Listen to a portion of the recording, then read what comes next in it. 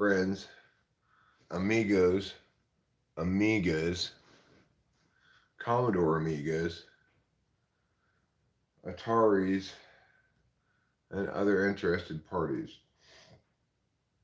My name is Questo Enrico, and I am the Huesto de Taquiendo de Famoso de Piplioples, which is one of the most important jobs a person can ever have, if not the single most important job anybody can ever have. That's what it means to be Host Eric. It means you have the most important job in history. Yeah, that's me, the man with the most important job in history. Today I'm talking about education in America, although I really should have put education in scare quotes. Among other topics, I had a long and difficult day talking with Jeffrey and Chow yesterday, who keep asking me to, can you help Jeffrey be wrong in a way the teacher likes more? And I keep telling them, no, I cannot do that. If the teacher assigns you this bullshit prompt, insisting you critique capitalism in some way that she finds politically appealing, then she's a fucking scumbag who deserves no job at all. She has an ethical responsibility as a professional to not do that. Hi, Misfortune. Peekaboo! Peekaboo! Misfortune, were you surprised when I moved my hands out of my face that I was still there? If so, then you were just on the cusp of developing object permanence. So congratulations. So this infusion of bullshit anti-capitalism stuff into high school curricula produces situations where Jeffrey's trying to write a thesis that's completely nonsense and is naturally struggling to do so, and then wants my help to make more nonsensy nonsense. I told them like 4 times already, I'm not going to help you say that the Great Gatsby and Raisin in the Sun reveal some systemic problem with the way Americans conceive of property. It's insane. The correct response to that is this prompt is stupid. You can only correctly understand property through a rights framework. It's not this aspirational thing. Everybody's born owning their own body. So, that's the correct response to it, and I'm not going to help him do a wrong response. Jess Davis, I'm going to answer your question. The sky. Ooh, you just got burned. What's up? Jess Davis asked. I replied, the sky. And he was like, oh, damn, somebody get me some aloe. Good morning, Meaty Thong. My new nickname for Winston's mom. Meaty Thong. That way I can play Good Morning Vietnam every time I see her. Good morning, Meaty Thong. My thongs aren't that meaty. As you can see, they're kind of thin. But I've had more meaty thongs than this before. But these are fairly meatless. They're lean. They're a lean cut of thongs. I'm looking forward to my conversation with T-Jump on Friday morning. Most fun. That sounds like it'll be fun. And I appreciate you making that happen. Thank you for that. It's Wednesday morning right now. And yesterday, Tuesday afternoon, Chad showed up to the house and finished doing my driveway finished enough, you know. He finished all he's gonna do. And I can now get in and out of the driveway with either my regular car or my little wilderness car.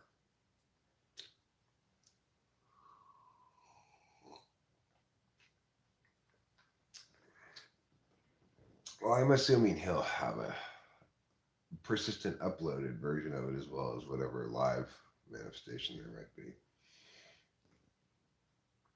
I'm not sure how he operates, if he does live streams or makes videos. I do a little bit of each myself. The cat wants to drink. Do you think the cat's thirsty? I could go check to see if she has water. Do you have water, Capio?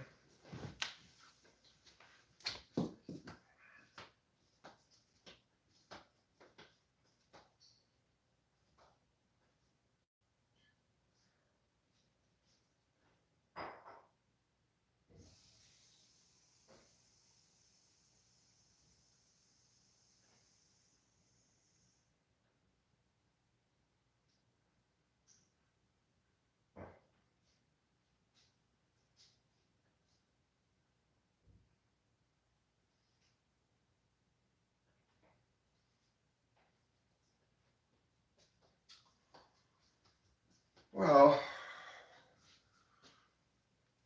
you might have been right that she wants to drink, because she did have a little bit of water left, but when I gave her more water,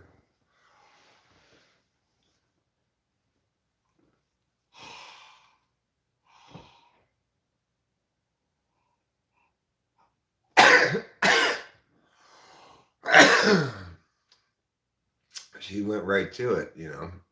Oh, cat wants your drink, you said. I thought you said the cat wants to drink. Oh, you did say the cat wants to drink. You prefer your content live and raw, like your bait. Live chats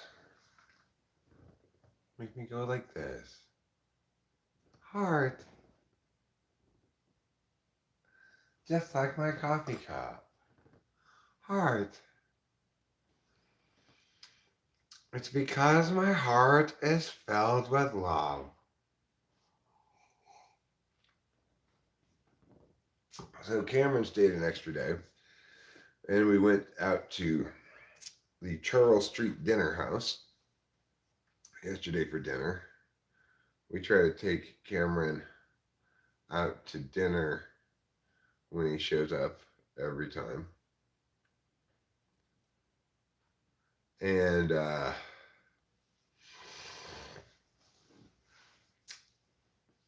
was a lot of fun. That was the first time we'd gone out to eat in weeks because we've been so snowed in, you know. And we got a couple of general pieces of good news yesterday. So on Monday night, Cameron called us and we went down to Course Gold to the weed store, the tribal weed store. And he's all, I just tried your car out and your battery's completely dead. So I tried to go buy a new battery from our car on Monday night on the way back through Oakhurst.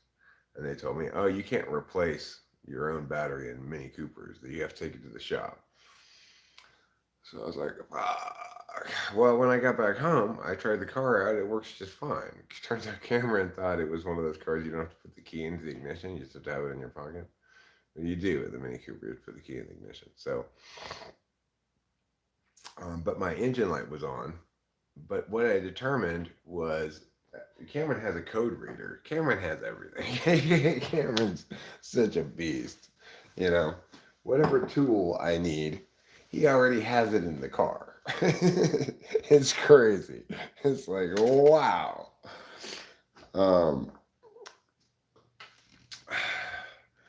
So we read the code thing, and it said my code was 300, 301, 302, 303, 304, which is a misfiring code. But the reason it was doing that was just because I was idling it to charge my phone while the exhaust pipe was crammed full of snow. So not that much exhaust was getting out of the exhaust pipe. So that's what caused those codes to read, to pop off, you know. But then Cameron reset it with the code reader thing, and they didn't come back. It doesn't come back on. So now that I've cleared the snow out of the exhaust pipe and everything, the car is fine. We drove it to town to the restaurant yesterday, and it drove just fine. It felt just like normal. It didn't feel like there was anything wrong with it. And when we got back home, we did the code reader thing, and he reset the codes. The light didn't come back on. The check engine light didn't come back on. So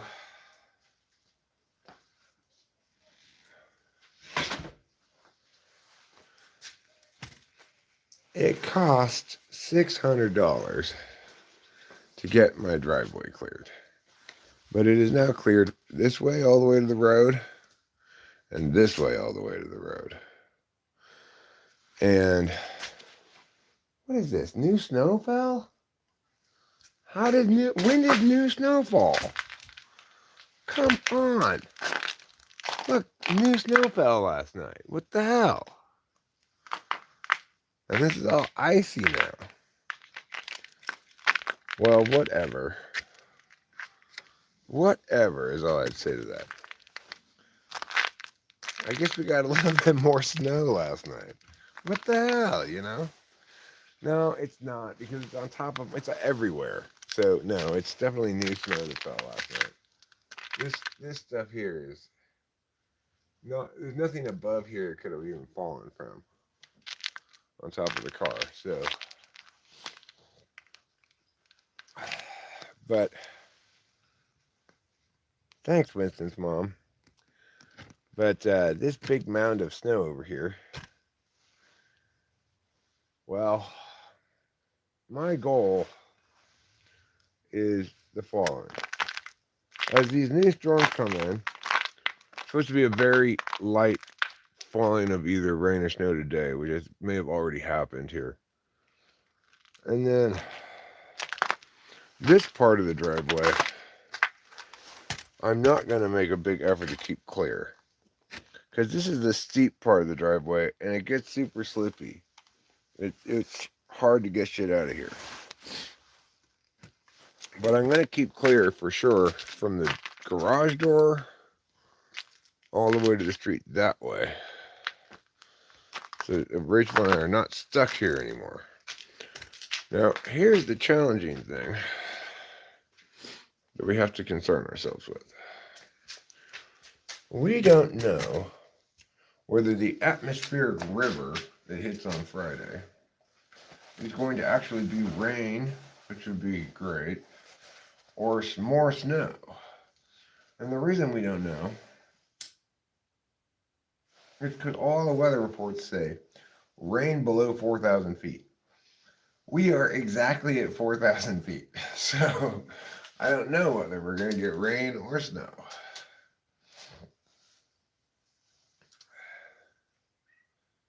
Super bonus to have cross-contaminated communities.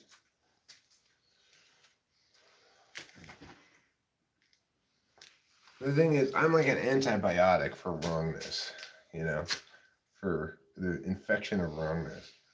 So it's hard for me to integrate with other communities at all, because everybody else is somewhat wrong, and I'm killing their infection that they're attached to, you know.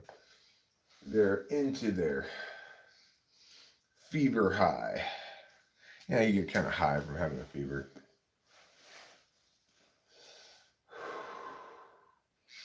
And being the antibiotic against the infection of wrongness means almost every other person finds me threatening and or not something they want to deal with, you know. This T-jump idea is really smart because it's designed to be super non-adversarial, you know. He's interviewing me about this experience I had in China where I started debate schools. It's kind of an interesting story. I've got interesting things to say about it, and it doesn't have to step on his toes at all.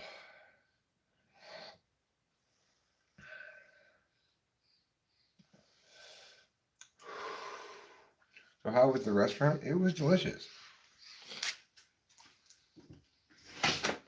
You know, it's like Rachel and I, when we were in LA, we ate just about every single meal out.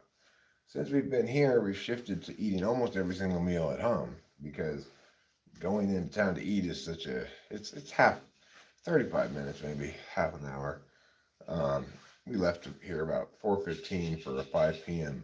reservation yesterday, and we got there 15 minutes early, so it takes about 30 minutes. Even with all the roads from here to Jerseydale Road are one lane because the snowplows have only been able to carve out one lane of road.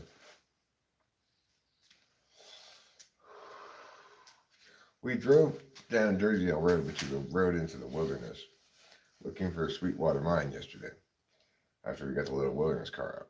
But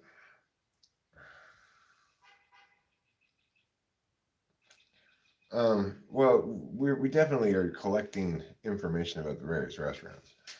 So when we do go out to eat, since we don't go out to eat very often anymore, Rachel likes to get the lobster tail, which is obviously like the most expensive thing on any menu. Which is fine. If we only go out to eat like once a week, it's totally fine. But the problem we have is this. There are 3 fancy restaurants in town. Fancy-ish, Frederick's of Savory, Charles Street Dinner House, and 1850. Frederick's of Savory and Charles Street Dinner House have lobster. 1850 does not. All 3 of them have ribeye steak, which is what I like to order. But 1850 has the best ribeye steak by far. So we have to trade off now. Yesterday we went to the Charles Street Dinner House because Cameron had never been there before, and Rachel could get the lobster.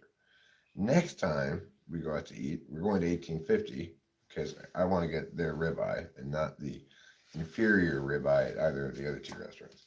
And then time after that, we'll go back to either Frederick's or Charles Street so that Rachel can get the lobster. Like last night, I had this stuffed pork loin, which was delicious. We also got 2 appetizers. We got a charcuterie plate for only $10, which was loaded with cheese and nuts and stuff like that. That was a well-priced dish. Probably the best deal on the menu,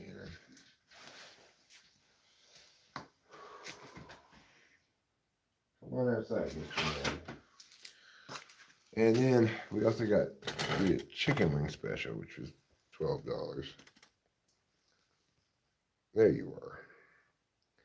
There's Mr. Man Kitty. Off to work you go, Mr. Man. Off to work you go.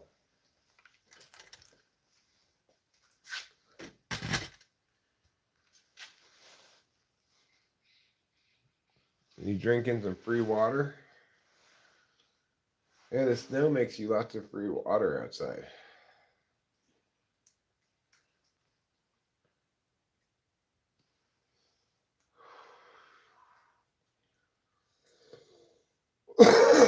So, according to the weather, we're going to have another melt day today and another melt day tomorrow. Today is less of a melt day because it's supposed to be mostly cloudy, but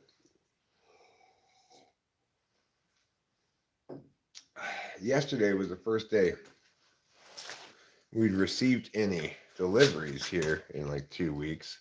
Rachel got several packages that look all beat up like they've been in some package waiting area for a long time,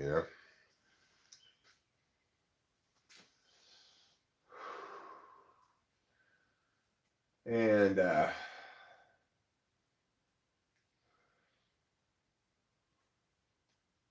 our old realtor from Arcadia, Dean, he texted me yesterday, and Delilah too, that the people who bought our house have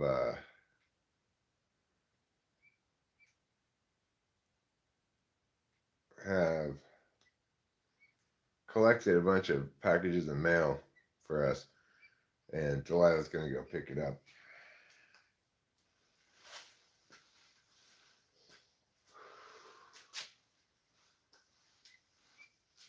See, it's not that cold. It didn't get that cold last night, even though it snowed, because my bucket of cigarettes still has liquid water in it. On cold nights, it's all frozen when I come out. Then I have to be careful where I throw my cigarette butt, because I don't want the hot part to be against the side of the bucket, because it's a plastic bucket. It'll melt through it, you know.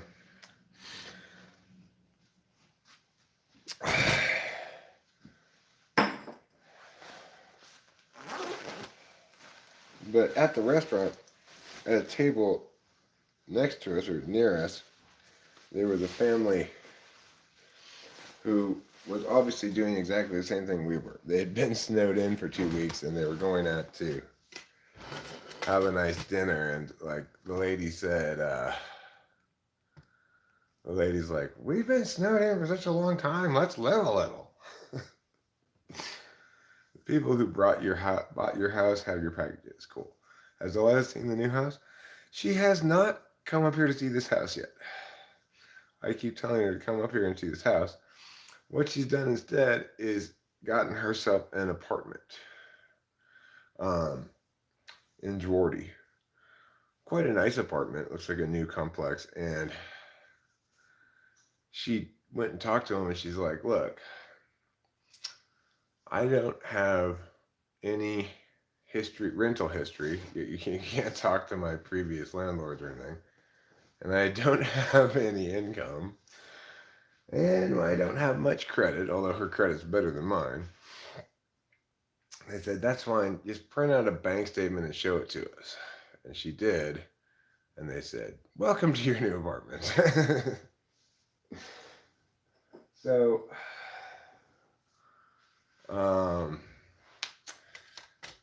yeah, she's,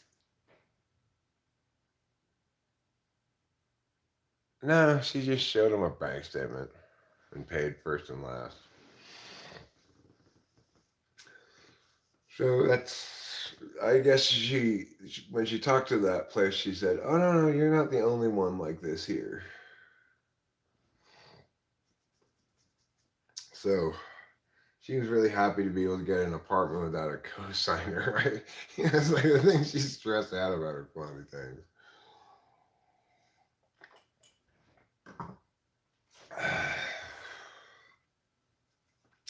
And she's really happy to be out of her stepmom's house, and I don't blame her. I mean, she was paying rent there anyway. So she might as well pay twice as much rent and have her own apartment instead of this little back room that she was in, you know.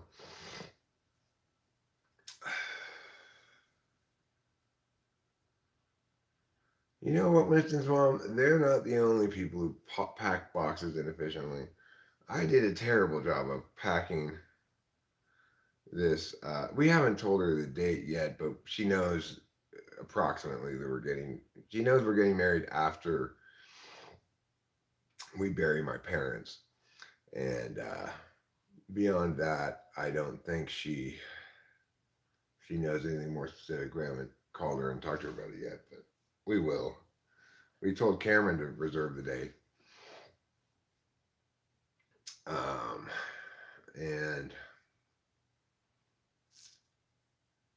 And we'll talk to Delilah shortly. So Cameron's going home today, but he saved our ass in multiple ways, you know. Most impressively, he fixed the brand new generator that wasn't working by taking apart the carburetor and fixing something and making it work again. So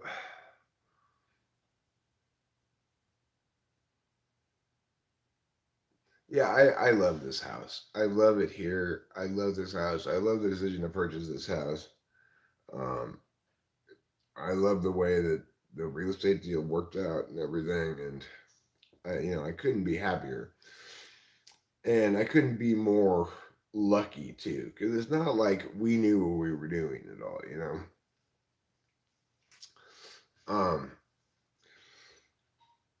And I was so happy when I was talking to Chad yesterday, and he said, like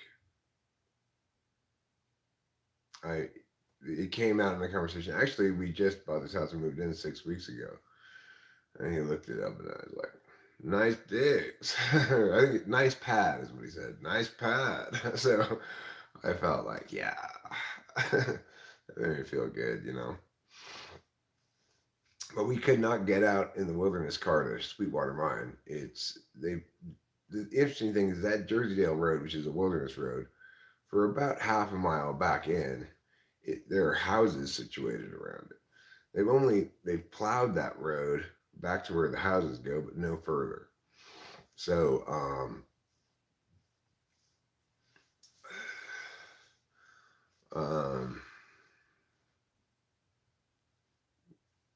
you hate using someone else's property. Well, when you pay rent on a piece of property, you have most of the rights to it, during the time when you pay rent.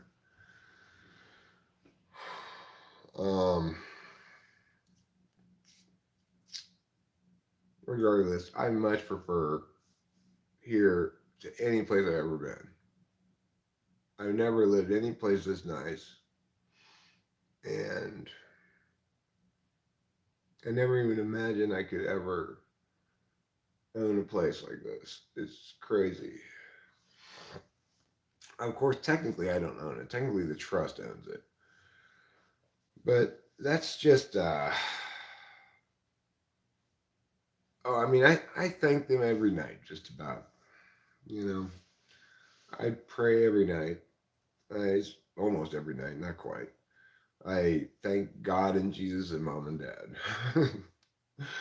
I figure it's just good, safe operating procedure. You don't want to tempt the universe with ingratitude to crush your ass. The slabs will crush me if I'm not grateful. So, yeah, amen. I understand how lucky Rachel and I are that, for all of our various virtues and strengths, ending up here in this situation was never going to happen except by the grace of my dead parents. And and I really like the way it all worked out too, because it was set up so that I could have said, okay, Delilah, do the dispensation, give me all the money, and here's some for you. It was also for her. She was supposed to get $250,000. But I like the fact that I said, no, you just remain the trustee, keep all the shit in the trust, and we will be a team for the rest of my life. It's better that way. Yeah, these chairs are fantastic. These chairs and that TV are both fantastic. I love them so much. Another thing I love so much is that we're getting really close to basketball tournament time.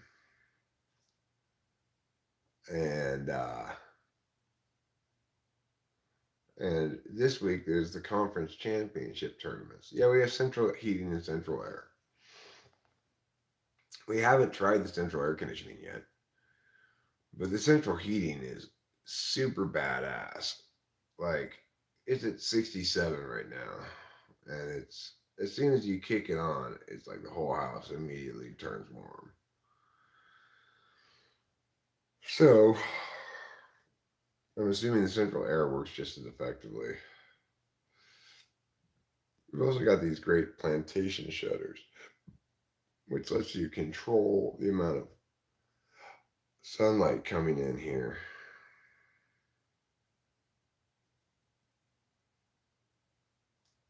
No, well, it did for a little while. It messed with our heads and hearts for a little bit. Messed with mine. But that was only because I didn't read any of the documents. I just intuited from my dad's behavior that that I was fucked. Intuited incorrectly. But now we have a true Strauss family trust. It is based on the fact that Delilah and I trust each other completely. So we don't have to have any bullshit going on. And I'm really pleased with Delilah's plans right now. She's planning on going to bartender school and becoming a bartender, which I think is about the best thing you could possibly do with a psychology degree. Yeah, at least you're using your psychology to help people drink more happily. Good morning, St. Cameron. How's your morning treating you?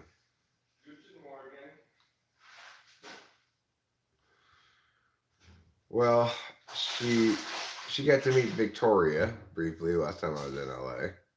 And Victoria is the same age she is. And Victoria's a working bartender who skipped all of the normal workup things. Like normally you start at hostess, you start at busboy, then you go to hostess, then you go to waiter, then you go to bartender or something like that. I don't know. They told me the order, but I don't remember it all exactly. I know. Bartending and a psychology degree plus being a hot girl, tips will be ginormous. And Delilah's so good at managing boundaries with men. Like she's good at being friendly with them and being kind of flirty, but also making clear she's not interested in more, and she'd be a perfect bartender. Bartending. I think it's a great job for Delilah. Don't you think so? Oh, for her. Yeah. Oh, wow. Yeah, she would have to keep the boundaries up. Oh my God, she'd get rich. But she's super good at that, at like managing dudes and making them feel like she's being friendly to them while also not letting them cross certain lines or whatever. She's like an expert at that shit. Perfect. So she's doing that now? Well, that's her plan, is to go to bartending school. Oh, wow. Because normally to become a bartender, you got to start off at bussing, then go to hostess, then go to waiter, then go to bartender. Mm-hmm. But our favorite bartender at that hotel, Victoria, is also the same age as Delilah, also has a psychology degree, and went straight into bartending by going to bartending school. You can get rich bartending. I've seen that, she's happy doing that. She can hear with noise and shuffle a bunch of shit. I never could do it. Someone would tell me 3 things, I'd remember the first one or the last one. I'd go back and ask them for the other 2. I just wouldn't. But yeah, if she could do that, man, she's going to do well. Yeah. I think it's a great job for her. And I like it a lot better than her trying to get some sort of professional job with her degree. She'll make more money bartending for sure, especially if she gets like at a nice place to bartend, like Victoria at the hotel. Victoria made a lot of money off of tips from me and Rachel, even because we liked her a lot, and she chatted with us about MBTI, and she chatted with us about our YouTube channel, and so she got big tips, and for us, it had nothing to do with the fact that she was a 24-year-old woman who is attractive. I think Delilah's probably got the edge on Victoria there because Delilah's stacked. Casinos, that would be a great place to bartend too. I mean, you got people winning money and getting drunk and throwing it around like nobody's business. Hey, there are also like private gigs. They're just private bartenders who go to parties and things. I know that Kara's had to like hire people like that for events, and they're like, many hundreds of dollars for a short time. So we had to hire private bartenders for one of my weddings, I remember. Mm-hmm. Oh yeah, the whole wedding circuit's that's a very specific one, but anything within a wedding, it's expensive. Yeah. Do stuff for the wedding. Weddings are ways to waste a lot of money on one day. Yeah. Right. I'm still pissed off, I'm still pissed off that I paid $750 to a man to play music for a couple of hours at my wedding. Like, that was so stupid. Why did he get $750 to play? Like, he didn't play music I like. Well, I guess the reason is he probably doesn't have that many that many gigs, and it's like Chad cost $600 to do our driveway, and it was well worth it. He had two big machines that he brought here. I saw one of them, but and he successfully got my whole driveway clear, so I can drive in a circle now if I wanted to, and sure, it took him a long time to get to us and to finish us, and sure, he knocked over my flagpole. But I don't really care about the flagpole.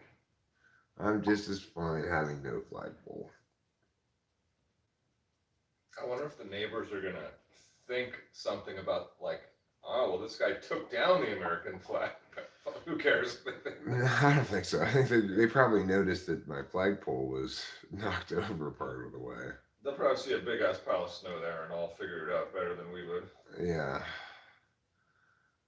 My nephew in Orange County sells yachts. I think he's an ENTJ, but I'm not quite sure. I don't see him often enough. Cameron's brother is an ENTJ. He's he's sort of famous. He was the lawyer for one of those big crypto guys who had like a tax shelter in the Bahamas or something like that. That news story got a fair amount of traction, and Bailey was my high school friend. He was the one of the lawyers on that case. My friend Bruce I worked for, who Bailey used to work for, Bruce is an attorney, and Bailey worked as a law clerk with Jeff Cousino for Bruce Gelber like 30 years ago. Bruce worked to represent people who were on a flight during 9/11, but a flight that did not crash. There's some other flight. And so Bruce, who I work at his house, he is going to be on TMZ this month. Something to do with this flight, like representing the flight of people who did not, like, they're alive, but we didn't get hurt on our plane flight, but other people got hurt on the same day, so we should get that money. It's kind of absurd. Oh yeah, it's ridiculous. I think they all got a bunch of money, Yeah. Well, not if I had been the lawyer for the airlines. They wouldn't have gotten shit. Yeah. Well, if you fly in a plane and then you land, you shouldn't get money, but. Right. If I'm the lawyer for the people who are in the right, there's zero chance the other people will ever get anything, because I'm not a believer in let's settle, let's compromise. The person who is correct should win entirely. The person who is incorrect should lose entirely. And that's exactly what would happen if I were the lawyer for anything. There's no way I would tolerate taking on a client who doesn't deserve to win. And there's no way I would lose any case in which my client does deserve to win. So, but that's why I'm not a lawyer, right? It's like when Taylor got in trouble in Kansas, got arrested, I did research and came up with the absolute perfect legal argument that would have gotten him completely out of everything, which his own lawyer could not come up with. But then Taylor went and got himself busted again.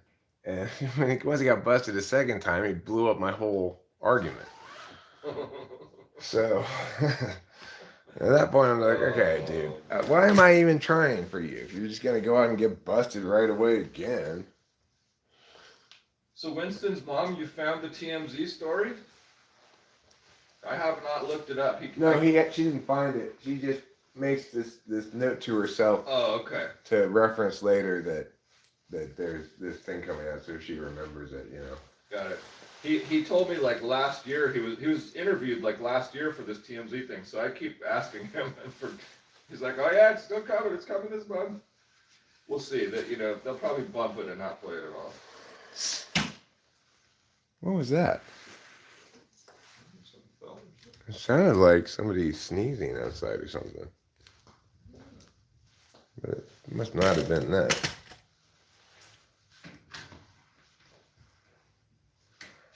So we got a little bit more snow last night, Cameron. Oh yeah? Yeah, check it out. It looks like, usable. See? I mean, it doesn't look overiced or anything. No, but like, you see all these little... Just a little wee bit. Little snowflakes here, you know? Yeah, the driveway does look nice though. Yeah. It looks like I could totally drive my car now. I should do another video of your house with the snow like this. Did you get the 10-minute video of your house that I did last time? You mean the time lapse? No, there's one where I start up there and I walk through the whole house. No, I didn't get it. In fact, I never even got the trouble video from you. Rachel sent it to me. And then Mr. Bobby complained that it's just a repost of your short. Yeah, it is. I didn't know you'd posted it too. My phone was being weird about sending stuff. I'll try to send all the photos to your email again. Okay. Or if you have Google Photos, you could share by Google Photos. Maybe I need to get Google Photos because I don't. It's a much better option than anything Apple ever does. Does it then though become my whole photo thing? I think I'm gonna not get it. My computers end up all full and weird, and I'll just try to email some. Google Photos is just this app that uploads all of the things you take to Google Photos, and then you can share from there, so you don't have to like send a big attachment to somebody, you know. Okay, I know I've seen it used here and there, so yeah, I gotta. Whatever you want to do is fine, obviously. Up my Google Photo game. So I've had my first poop this morning already, but I can feel a second poop coming on. I ate a lot of dinner last night. First, I had a couple of those wings we had as an appetizer. I had a lot of the cheese plate as an appetizer. Then we had a salad, which was delicious. That's why I like that restaurant so much. Is the Charles Street Dinner House has the best salad I have had in a long ass time. It's just a little dinner salad, but they put like these crumbles of some kind of cheese. I don't know what kind of cheese it is. And it's just so good. And then I had my main course, which was stuffed pork loin, French fries, and vegetables. I ate all the stuffed pork loin, a few of the fries, a couple of the vegetables. And I just could not eat another bite. I was so full.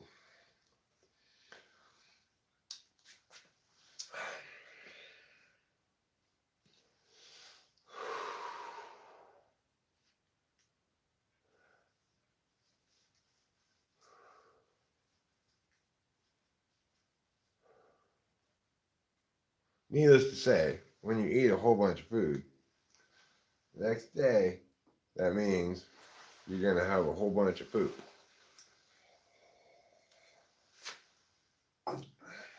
So, to paraphrase Montgomery, I have only begun to poop.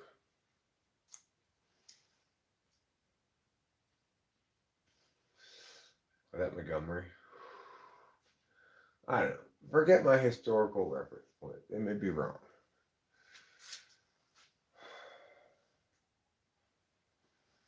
Trouble went off to work up the driveway today instead of across the snowbanks. Cats can be a lot of work. Like, I got a really good night's sleep last night for a change. I took half a Clonny before bed, and I was just out from like 9 till 5:30 in the morning. I got up a couple times to pee, but other than that, I was just fast asleep. But at 5:30, Trouble said, "You are sleeping no more." And he meow, meow, meow, meow, meow, meow. It's like, Okay, Jesus, cat, I'll get up. And then I have to watch him eat the rest of his breakfast, and then he wants more food on his plate, and he just eats like 2 more bites of that, and then he goes outside because he wants to know that when he comes back later, there's gonna still be food on that plate. That's my theory on it.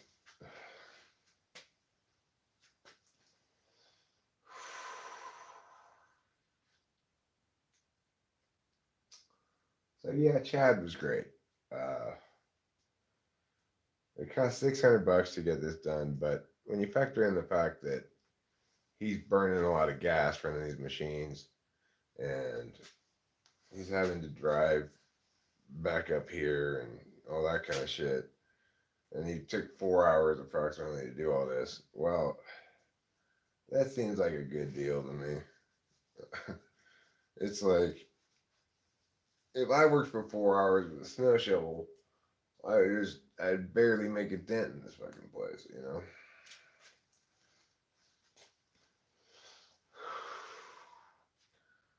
So if in fact this upcoming storm brings a lot more snow, I am going to stay on top of keeping the route from the garage to the road along here clear.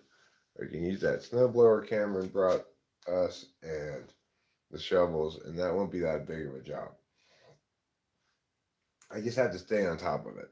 As the snow is falling, if it's falling on Thursday and Friday and whatever, I'm going to be out here consistently throughout the day, making sure we are not stuck in this driveway ever again.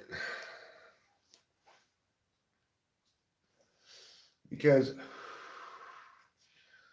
being snowed in sucks more than you'd think, even if you're super prepared for it. Rachel and I are accustomed to going out once a day, going out and doing something, you know. And the day before yesterday was a low morale point for Rachel especially, but for both of us really. We were just tired of being thwarted at every turn, of having problems at every turn, you know. When Cameron called and told us my battery was dead, incorrectly, but it was just like, oh God, why does nothing ever turn out like it should?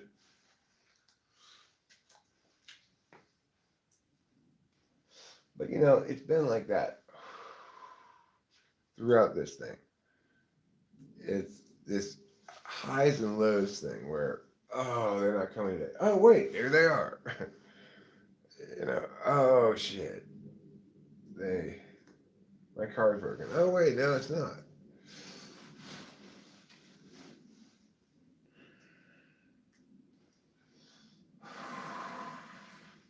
Today's order of business is to call the people who would do a dump run. There's a sign at the corner of Boot Jack and the highway that says tree removal and dump runs. It has a phone number. Well, we've got a lot of trash piled up because the trash people haven't come to take the trash away in a couple of weeks. And in fact, we still have a sign where Dara Road turns into Jerseydale Road at the intersection of Dara and Triangle Road. The sign coming back into where we are says road closed, residents only. It still says that. So, and the reason it says that is because back here there's only one lane of road instead of 2 lanes. Up to Triangle Road intersection, there's 2 lanes.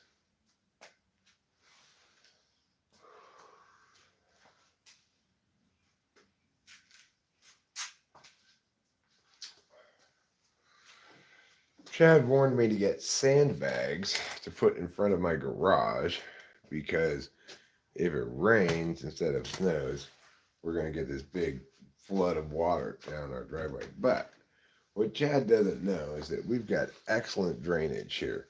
We've got these big ass drains, and I have confidence that they can handle the capacity of the water. We've got 3 drains in the driveway. All of them, like, as big around as like a basketball, you know. So Cameron was telling me at his mom's condo complex, every time it floods, the whole place floods up because all their drains are as big as a fist.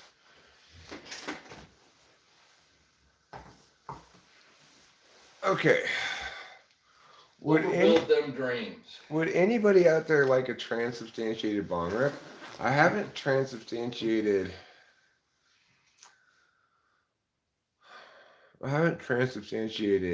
any bong rips in a long time. Now here's the thing about going out for different reasons. I'd be much more fine being stuck here, except we're not just stuck at our property, we're stuck inside the house. We can't even go in the backyard, there's so much snow. And if we were just stuck around here, let's say we couldn't get out to Triangle Road or something, but we still had access to the little wilderness car, well, we could still go out and do some kind of fun things. No, it broke at the base.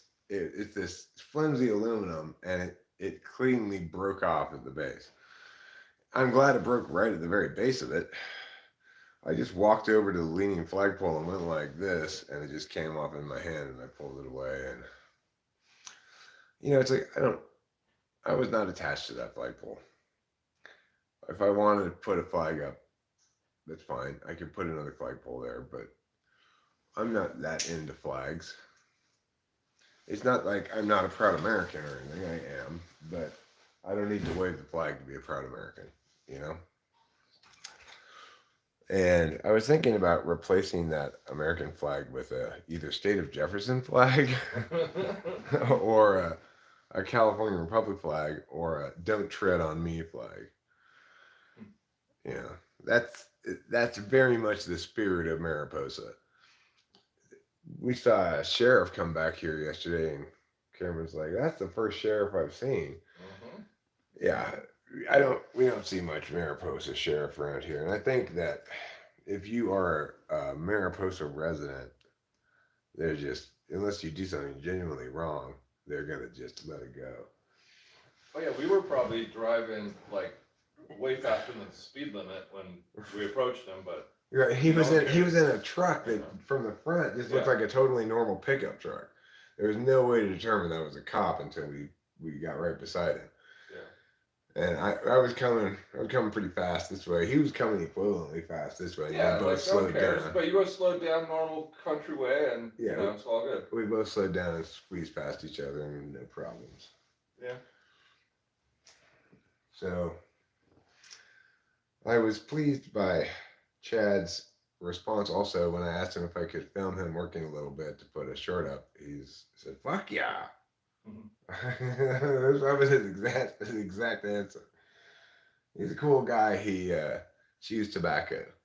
He was spitting tobacco juice the whole time he was working. Oh, you had that lip lump. Yeah. Like a baseball player. Winston's mom, it's a 5-hour drive.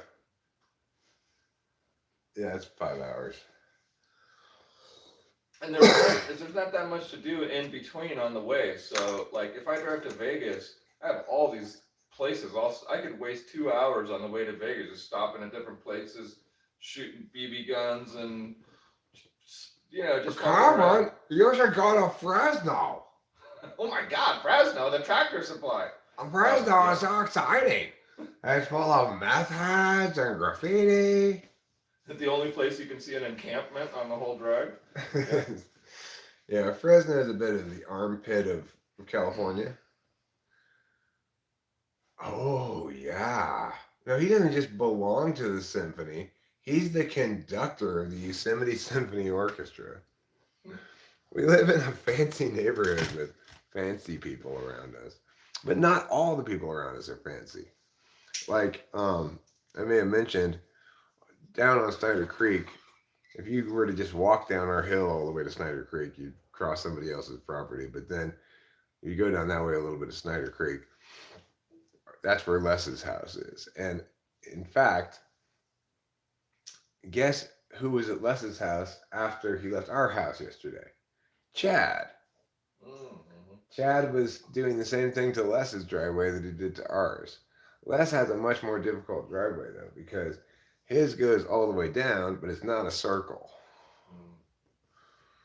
So he's at the bottom of a hill in his driveway, and there's no circle way to get out. So I had sort of assumed that the bobcat and the caterpillar thing would just work fine, but it's real that the ice is just as bad for those things. He was talking about installing chains, like they're custom making chains to go onto their tracks on one of those things. So wow. it's difficult for even experienced, equipment conductors. Yeah, so Chad was like, I don't feel safe going down the steep part of the driveway with my scooper machine because I might slide into your garage door. I appreciate the fact that he did not do that. He also successfully did not break any of my wooden fence around the covered walkway, and that was something I was also worried about. Was that he was going to push snow into that fence and break it, because it's not that sturdy of a fence. If you're pushing a bunch of snow into it, it'll break. Like, I don't even sit on that railing because I'm afraid it's going to break. I just put drinks on top of it and stuff. Yeah, his name's Les McCann, I think. He's super extroverted. Anybody can look him up. No, Les Marsden. Les Marsden. Mariposa Yosemite Symphony Orchestra. He used to be an actor. I'm going to do an interview with him. I'll probably email him today or something. And talking with real famous people. Yeah, talking with real famous people. Yeah, that would have pissed me off if he had broken my garage door. The flagpole, I don't care about. He was very apologetic about it, and I don't really care. We still have the flagpole light, so I can light up the end of the driveway. I don't think Les Marsden is related to James Marden, because James Marden doesn't have an S in his name. All right, this one's for you, Miss Fortune. By the powers vested in me, by the fiery flames of Yalor's truth, I hereby transubstantiate this bong rip to Miss Fortune.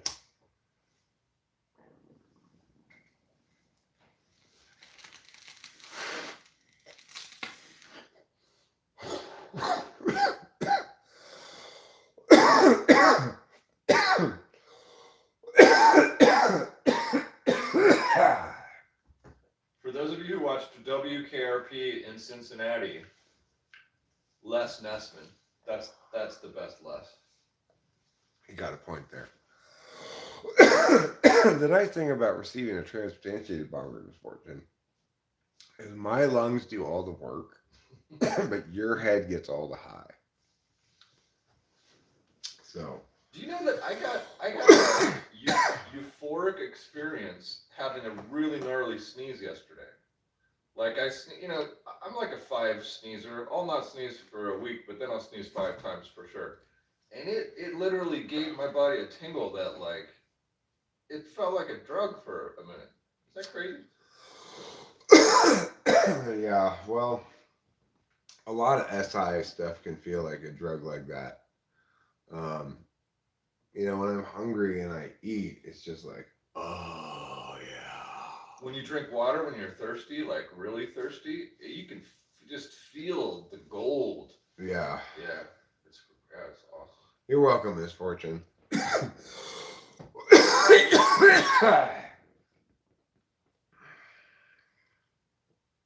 I made a mistake there, pulling a bong rip with the ground weed that I grind up for joints. I should have just put a little piece of bud in there.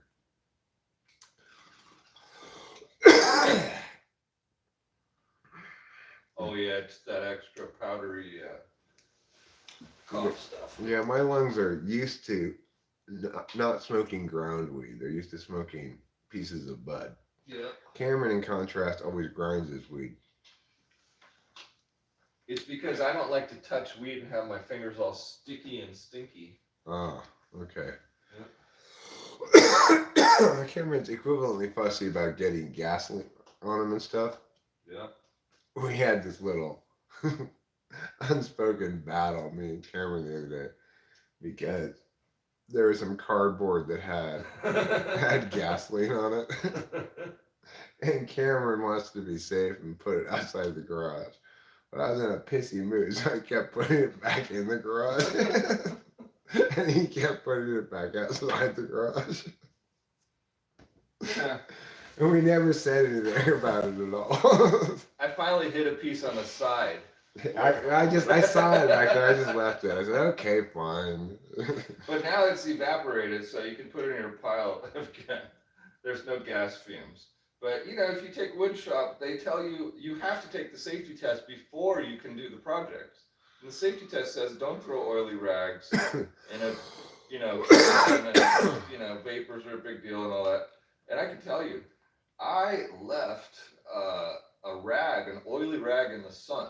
It was a rag with tung oil, which I was doing bamboo furniture with tung oil, and that thing started to smoke in the sun. Okay, Cameron, what you call tongue oil is actually called saliva. I've got a lot of saliva though. Oh, okay. I didn't know your saliva was so flammable. It's flammable. It's because of all the bong rips. I guess so.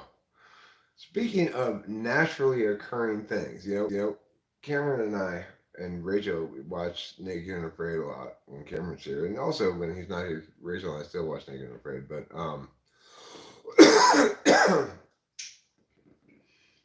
but what I've never seen anybody successfully use is wild cannabis resin as glue. Ooh. Because what could be stickier than bong resin? Is there anything stickier than bong resin? It's like you cannot get that shit off of anything for anything. Naked and Afraid after Afghanistan, you could cover yourself with the tar, and that would be your protectant. You'd also be hella high. You know, it would. Yeah, if you rubbed yourself all over with sticky buzz and got THC resin all over you, I wonder if that would be a good sunscreen. That's what I'm saying. Use it as sunscreen, but the benefit is you're totally high. But okay, here's how to maximize its effectiveness as a sunscreen. You rub it all over yourself. I'm not sure if that's going to absorb through your skin, though.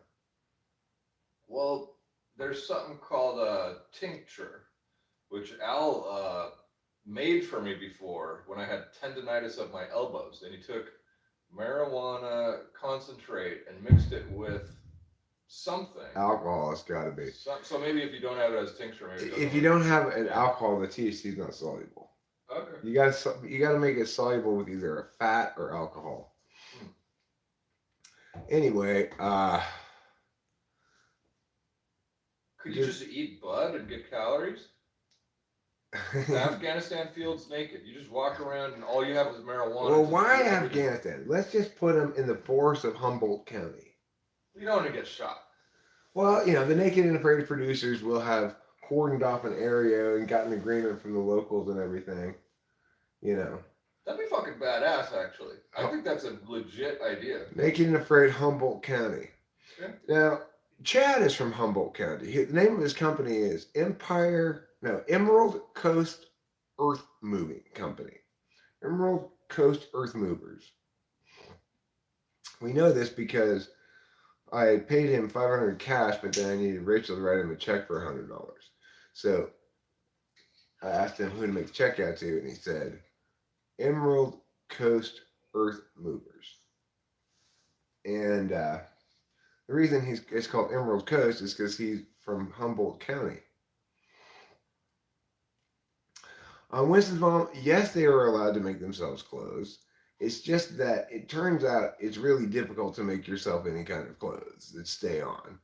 And so you'll see, like in the episode we watched last night, that lady made herself like a bra of leaves and a puss cover of leaves, but it didn't stay on very long. Most of the time she was naked. You could do some pasties, some cute little titty pasties with mud, just like leaf and leaf. Well, okay, but going back to the using bong resin or whatever, weed resin to sunscreen yourself, what you do is you cover yourself with a weed resin, and then you pat yourself with ash from the fire all over. Ooh. Then the ash would stick, The ash would stick, and you'd have a good sunscreen, I think. Also, ash keeps bugs from getting on you so much. You could finally make your Bigfoot videos if you put that on yourself. Okay, Winston's mom, if Bill Walton was on a celebrity edition of Naked and Afraid, I would watch that edition. In fact, I think that's a great idea. I think Naked and Afraid needs to have a celebrity edition where some celebrities go on a 7-day challenge. They have fan editions where fans come on, they only have to do a 14-day challenge, whereas the normal challenge is 21 days, right? They could have a celebrity fan where they only have to do 7 days. And I would like to see Bill Walton go on that episode. And I wouldn't mourn very much if he suffered a tragic accident that happened to take his life. You know, Bill Walton loses a foot. I mean, if Bill Walton got bit by a coral snake or something, maybe, or even a less venomous snake, as long as it bites him right on the tongue, so that it causes necrosis of the tongue and he can't call any more basketball games. That would be great. You'd hear that. Yeah, they'd still try to put him on for some reason. If ESPN is putting him on games in his current condition, they'll put him on games in any condition.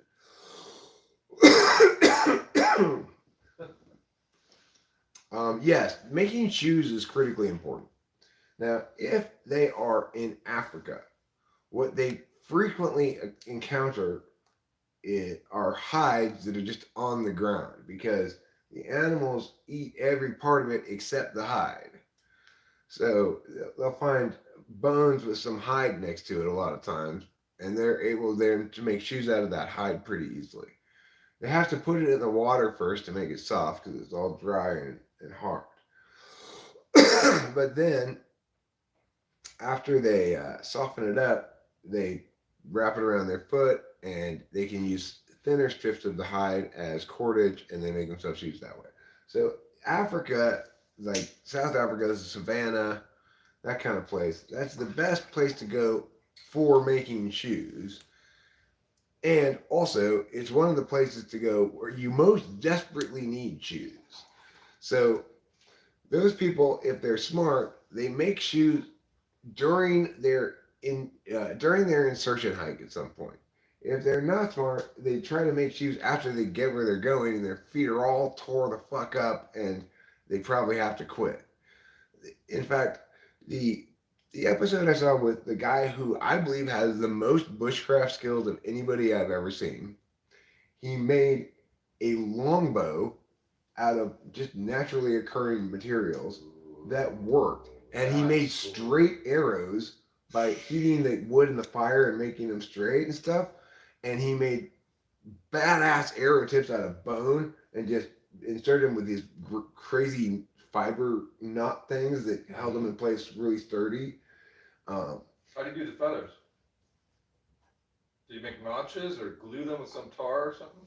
I don't remember. I don't think they covered that part, but he did have some little thing on the back to serve the roll of the feathers. I'm not sure what it was. It has to have feather in the back, or doesn't it? He probably just found feathers. I mean, you know, it's not that hard to find feathers out in the wilderness. But to attach them in a functional way, that would be. Yeah, I don't know how he did that. They didn't do that part. But anyway, that guy had the most skills anybody I've ever seen. And he ended up tapping on like day 10 mostly because he had thorns embedded in his feet.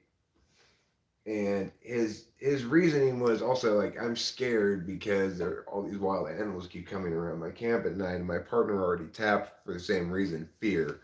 It's like it was genuinely dangerous. Like there were elephants and rhinos and fucking hyenas around their camp every night, and they were scared.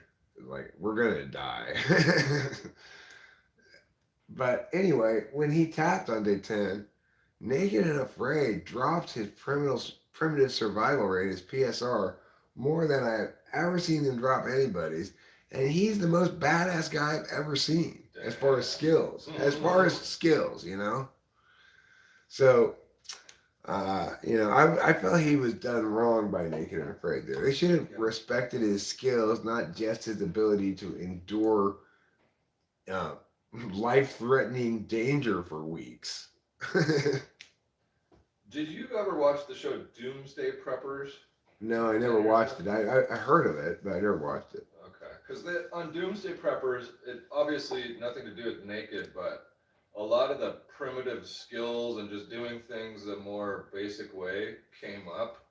So I would see stuff on that show, and I would mess around at home and like make a little like crossbow or something, or make a little bow and arrow, or make a little slingshot. And so I practiced making all kinds of things about 10, 15 years ago. It was really fun. Well, I've already told Cameron he should go on Naked and Afraid, but he is too cognizant of how negative the SI experience would be, and just he doesn't want to get all eaten by bugs, and and he doesn't want to do the suffering part. I don't think.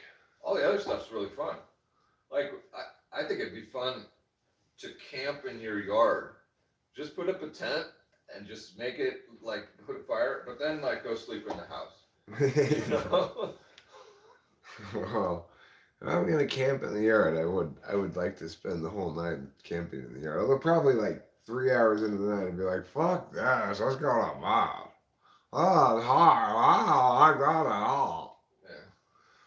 Well, Cameron and I have both gotten a lot of good workouts, alpine workouts here, Yeah. by doing snow shoveling. Snow shoveling is a good workout. Also, snow blowing is a good workout. It just uses different muscles. The snow blower that Cameron brought up is perfect from this point forward. Up until this point, it's been, you know, half effective because our snow drifts are too big. You'd have to have an enormous snow blower to get this snow drifts. Yeah. And the one that we have isn't that enormous. But now that I've got this job of maintaining that stretch of driveway that Chad dug out, well, that snowblower is going to be pretty clutch if the rain on Friday is actually snow. Because Friday, Saturday, Sunday, all day, we're getting atmospheric river. So we're either going to be, if the weather report's right, we're either going to be buried in even more snow, or we're going to have all the snow washed away and be subject to flooding. Either way, I want to make sure that this time we are prepared. So today and tomorrow, which we have available, Rachel and I will be going into Boot Jack and stocking up on gasoline for the generator. And we also need to go into town and get one of those cables that connects the generator to our house directly. So that's critical. I'm glad I remembered that right now. We need to do that. And then we'll be able to power everything with the generator, and we won't have to worry about electricity going off. I also need to call the dump run people today and hopefully have them come and take all of my trash away.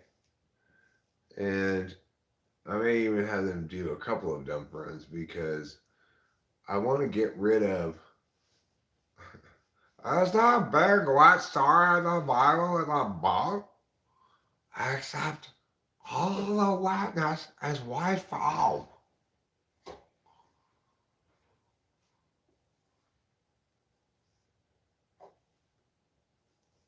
Good morning, Rachel. Rachel, my darling, may the morning find you in good spirits and health. Yesterday, I disposed of the shoulders and head of the mouse that Trouble killed the night before. Apparently, he must have eaten the rest of it. But he left the front arms and the shoulders and the head. So I put it on a skewer, a wooden skewer, and I showed Cameron and Rachel through the window, and I threw it over the hill. Hopefully, trouble doesn't find it and bring it back. That's what Cameron suggested might happen last night. What does primitive survival have to do with entertainment television? Watching other people suffer through trying to survive via primitive means is entertaining. That's what they have to do with each other. And then there's the SITE stuff or whatever letter stuff. Like, to me, it's so fun. Like, I watch Do It Yourself, how to build this and that. Like, it's a whole DIY show. Right. So for people who like learning techniques and stuff like that, they think, oh, that's cool. That's a cool thing you can do, etc. Do you think we're wasteful for not eating cows whole? I'm pretty sure almost every part of the cow gets used for something. It just, not all of it gets used for food. You could make like cow nuggets, like a whole fried cow in batter, and just like, okay, I'm eating the fried hoof now. I'm eating the fried. You got to dress the cow, and then deep fry it in a massive deep fryer. Poop and all, the guts. No, that's what dressing it means. You dress it means you pull out the not good stuff to eat. Okay. Oh, I thought you meant put on a dress. He wasn't in bed while you were in bed, but he was in the house. And eventually he came in and slept on the bed with me. I slept really well last night. It was like the best night's sleep I've had in a long time. How do you feel about them introducing CRT and gender theory? What is CRT? Critical race theory. Oh. But I don't know what it is. I mean, who's them and where? To whom are they introducing it? The teachers to the children. This is. If you look at the media and TV, this is what they talk about.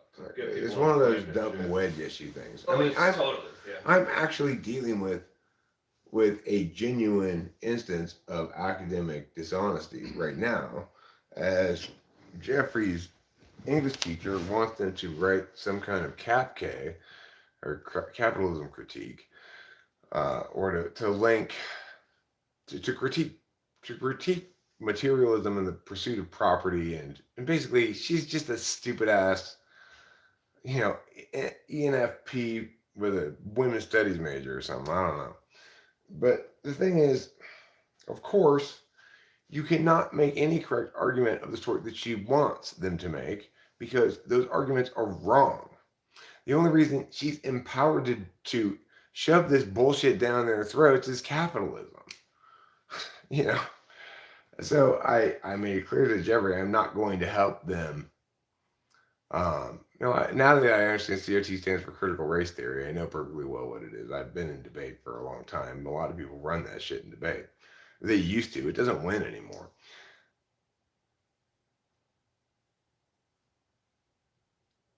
Hi, Lijo. Good to see you. You have woven in two ways. Once with a hand and once with asterisks and a word.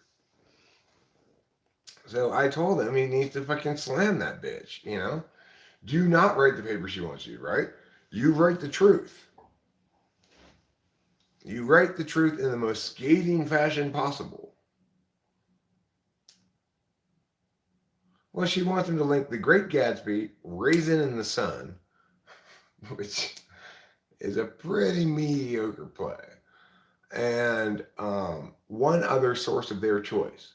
Of course, the proper frame of reference is to see property as not something that's aspirational or that blah, blah, blah, but to recognize that in the proper frame of reference, it's always understood as a rights issue. And that to treat it as something other than that is to ignore the fact that everybody is born owning their own body. It's implicit to being human as much as the capacity for language and the ability to use fire. Ownership is part of human ontology.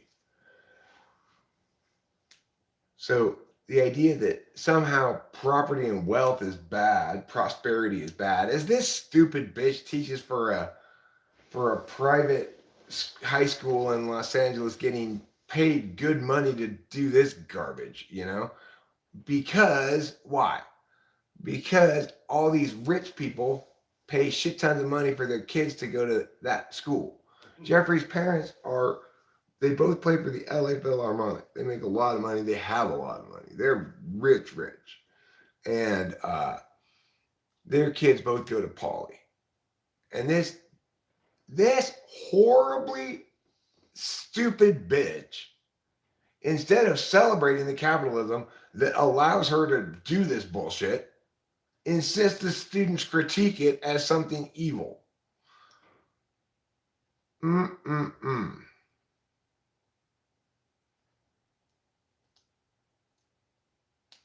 Rousseau is like unto the scholastics of today, too wealthy to understand the struggle of society as a preferable struggle.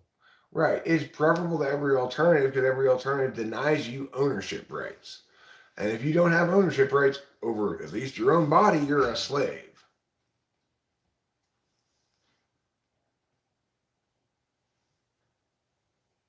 So, all natural negative rights stem from property rights. They are all subsets of a fundamental property right. To critique property as something of a problem is to misunderstand everything so badly that all you deserve is my foot up your ass a billion trillion times. And that's a lot of times for my foot to go up your ass. I can tell you it's going to be extremely sore after that. Right. She should give her salary to the less fortunate people if she wants to critique the system so much, Mm-hmm.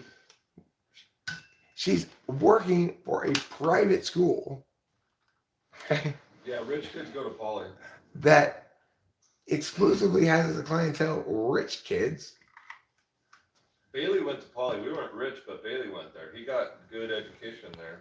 I mean, maybe that's why. It must have gotten a lot worse since then. He went to Poly in Pasadena. Yeah, Polytechnic. Yeah, it's in Pasadena.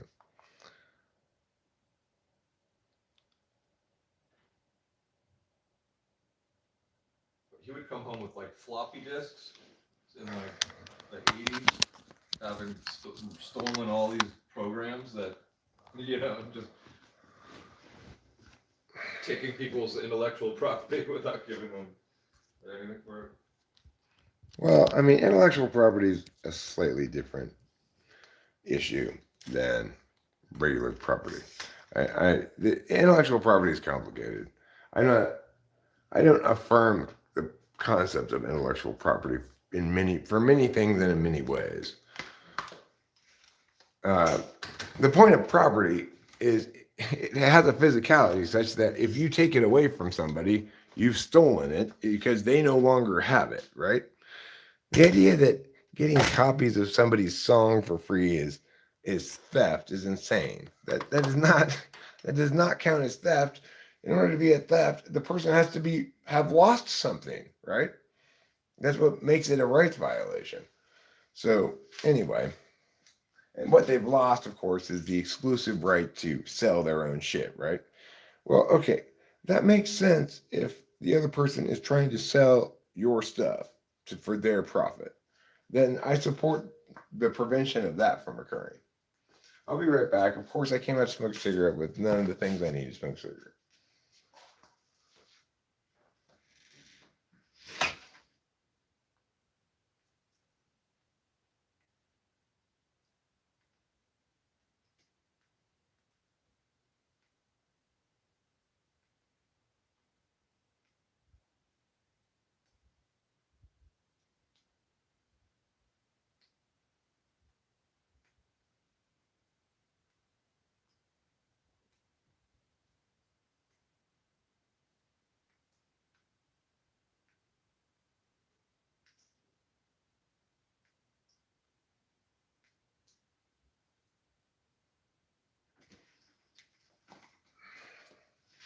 Well, think about it this way when it comes to intellectual property. Kodak made the Polaroid camera, and after they made the Polaroid camera, they had exclusive rights to sell that idea technology. They had exclusive rights to sell Polaroid cameras. Some other company couldn't simply copy their Polaroid camera and sell their own version of it called Polaroid, you know? No, that wasn't going to be allowed, and it shouldn't be allowed. However, what was definitely allowed is I dismantle a Polaroid camera, figure out how it works, and make myself one at home. There's no sane world in which that's not okay. So, the same thing is true with copies of some songs, right?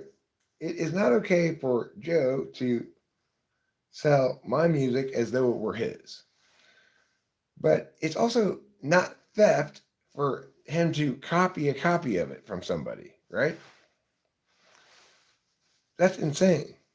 You can't prevent me from taking action as I feel like as an individual person for my own purposes using whatever tools in ways that don't directly violate your rights, you know? What would directly violate your rights is me selling it. Now, the problem is you end up with something like Napster, a system that makes it so easy to share and trade copies of what you have that it decimates the music industry. Well, too fucking bad, you know? Too fucking bad. There's still going to be ways to make money with music.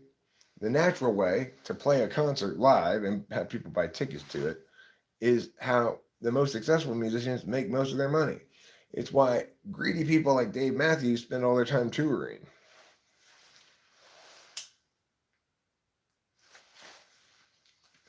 And then in their spare time, they try to sell their fans other shit that Dave Matthews makes.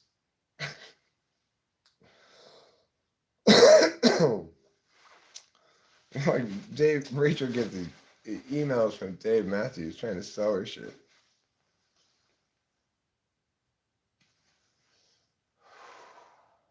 What a horrible guy.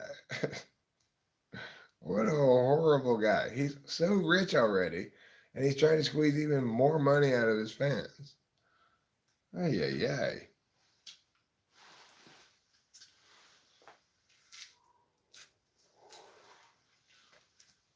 Thus, as an icicle. You might think, I can't ride that. It's a different kind of sickle. Bicycles, tricycles, you can ride them. Icicles, you can't ride this. You could try. I guess if you were a very small lady, you could pretend it's a broom, a witch's broom, and fly on it.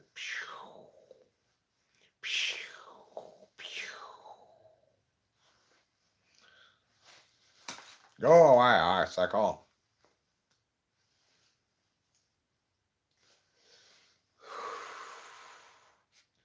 Well, it's pretty chilly out here, but not that cold. You know, it's like this water part here.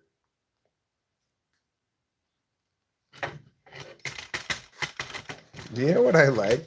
I like those Jesus ads. He gets us. Jesus takes time out too. This is how you know it didn't get that cold. Over here in front of the car, even though it's 7:30 in the morning, this is still watery slush. It's not frozen. So it didn't get very cold last night, but it got cold enough to snow.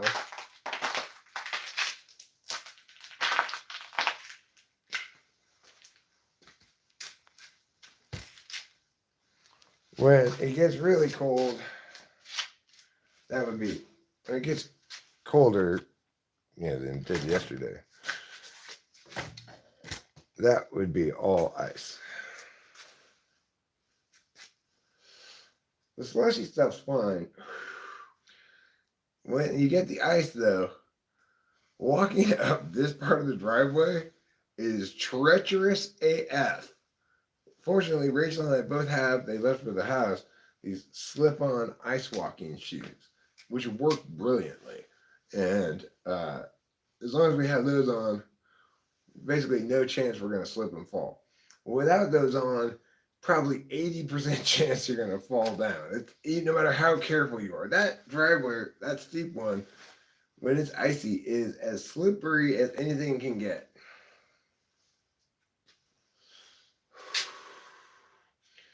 Chad brought up the possibility, and Cameron wondered if I wanted to get one of those. And maybe I'm rethinking my answer of no. A roofing torch, which uses a 5-gallon propane tank and is like it's a blowtorch, but it's a lot bigger than the kind of torch I have. To hit your driveway with that for an hour, and you'll have, and you get all the water to go down to the bottom where the drain is and go out, and then you won't have an icy driveway. That seems like a good strategy, really. It seems like the best possible strategy for dealing with ice is to get one of those roofing torches. So maybe I will get one of those. I don't know.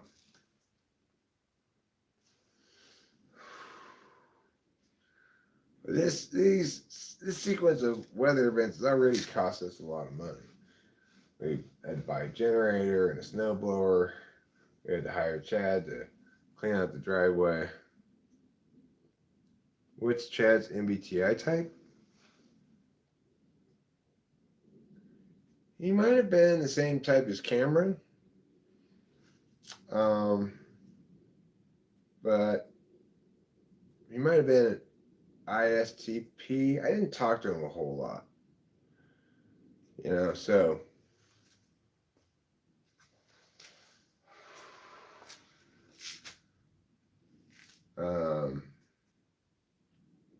seems like a great guy, family man, and private contractor. I'm glad to have given him some business. He earned his money for sure. I don't care that he knocked over my flagpole because he didn't damage anything else.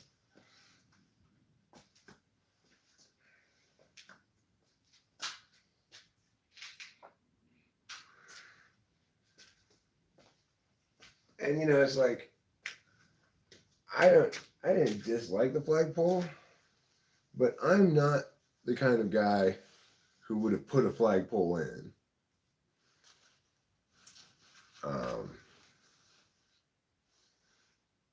So whatever. I don't miss the flagpole. And the flagpole lights appear to be fine. I haven't actually checked the flagpole lights to see the turn on. I could do that right now.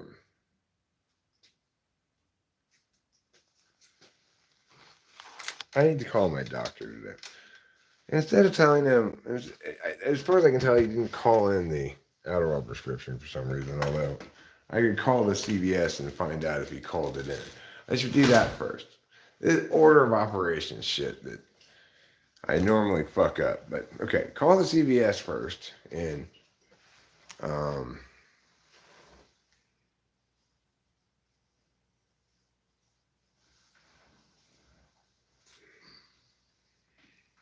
yeah, one last more thing we don't have to maintain. Exactly.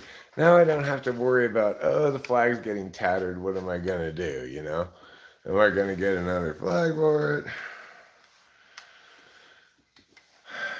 I don't need to advertise to people driving by the street something on a flag, whatever it might be. I support gay rights. Yeah, I don't need a rainbow flag. I don't need, so my politics have nothing to do with me living at my house. And I don't need everybody driving by my house to know something about me because of a flag. Whatever they might know. People driving by, seeing an American flag up, I don't mind that.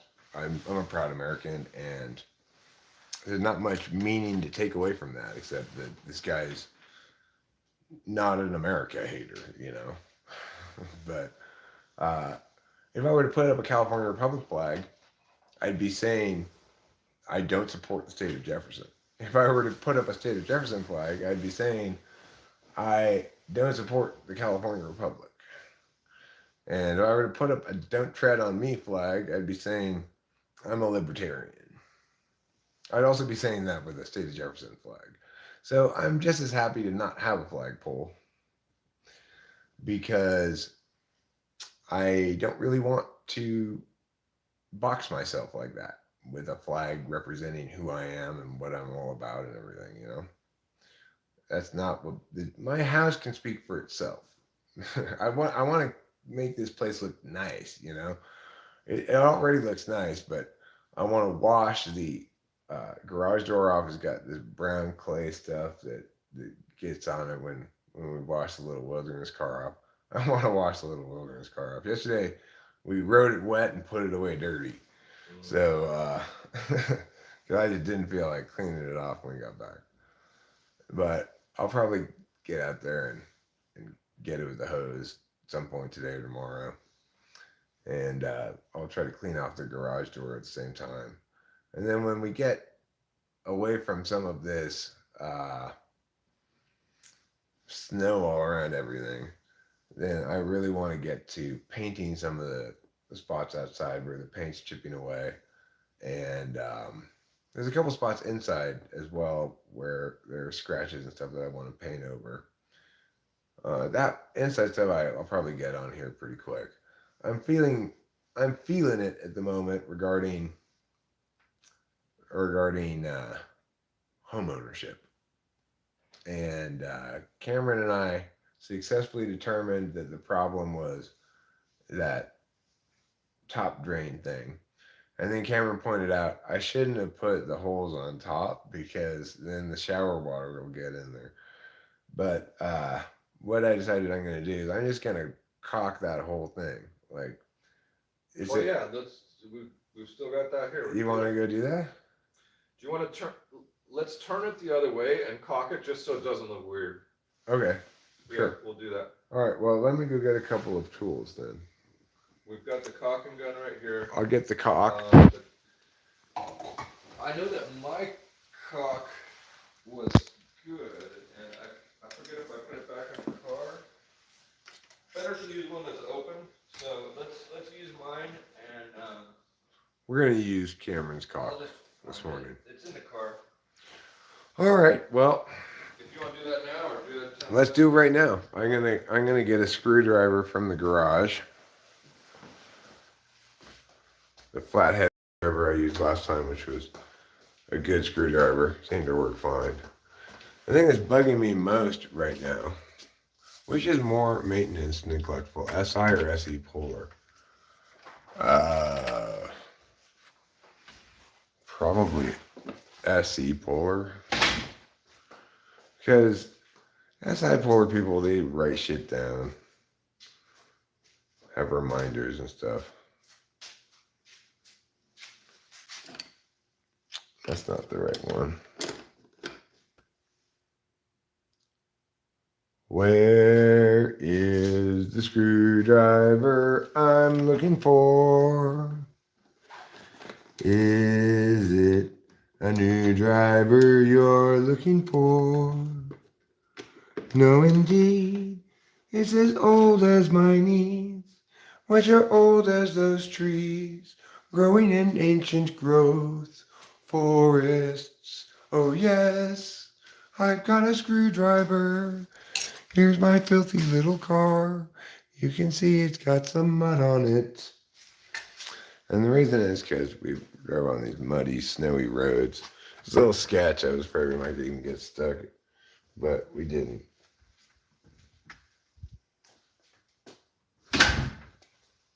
So that was good. I'm glad we didn't get stuck. I'm looking forward to having access again to those wilderness roads, which currently are buried in snow. So it's like I don't have the kind of like tank track things. Some of those quads you can put on these tank things like that are on the bottom of tanks, and those could go probably through that snow, maybe. But it's so deep that I'm not sure if they could even go through there. Okay. It's time to engage in the ancient and respected art of caulking. So, what I was thinking was, oh, I'll put these ones on top as far away from the water as possible. But Cameron informs me they're supposed to be on the bottom. And,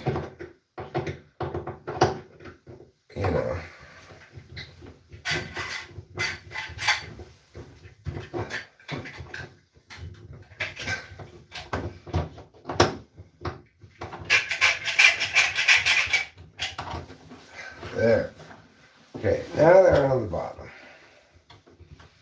I'm going to screw it back in. Or do you want me to leave it open a little bit? Oh, you can screw it back in. I was thinking if we leave it open, you can put caulk all around here and then I can screw it back in, Around, are you thinking around the whole thing? Yeah. Oh, okay. Then in that yeah, leave it a little loose and let me feel how loose I need it. Okay, here's the screwdriver. I'll put it right there. Cool.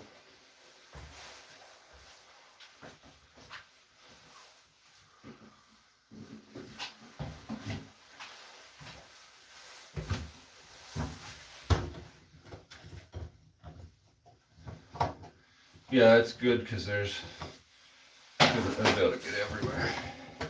I'm gonna try to dry it a little bit first with this here toilet paper.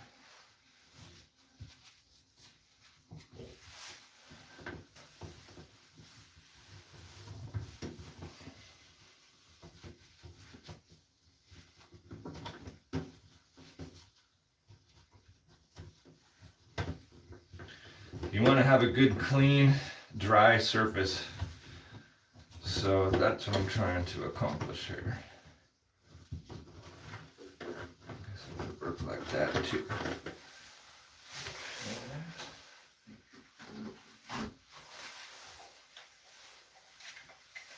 I think what I might do, oh, that's gonna smush it. I don't know.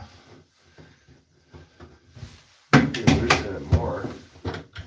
I think it's loose enough. I just need to like pull it right there. So yeah, if I prop you out like that.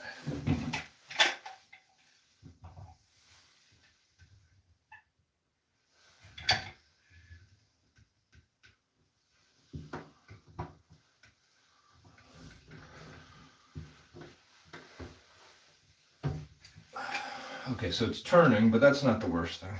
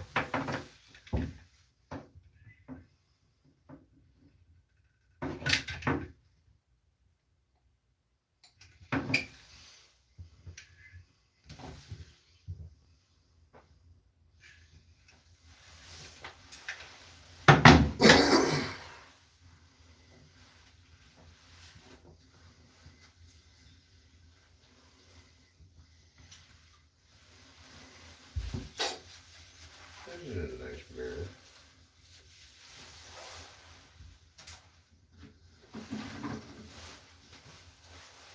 You can get a little tray.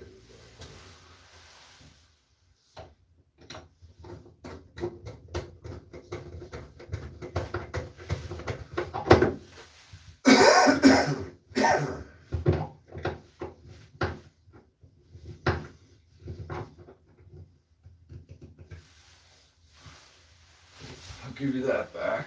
I'm gonna put a little bit more on it and wipe it, and then we will be done.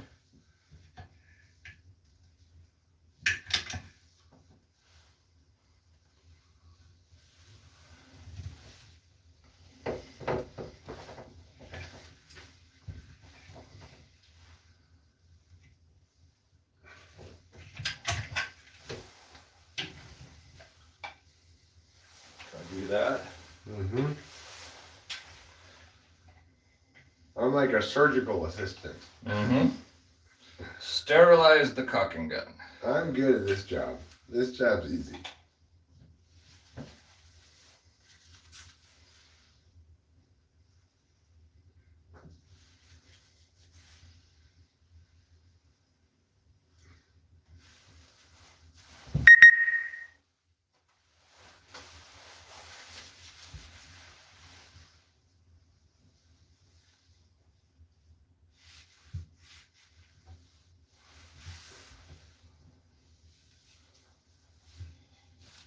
That's pretty perfect.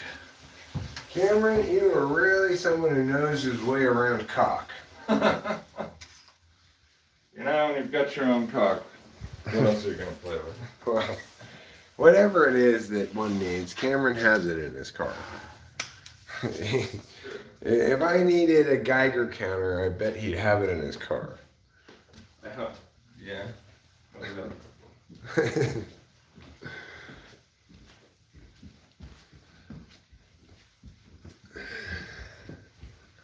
Geiger counters.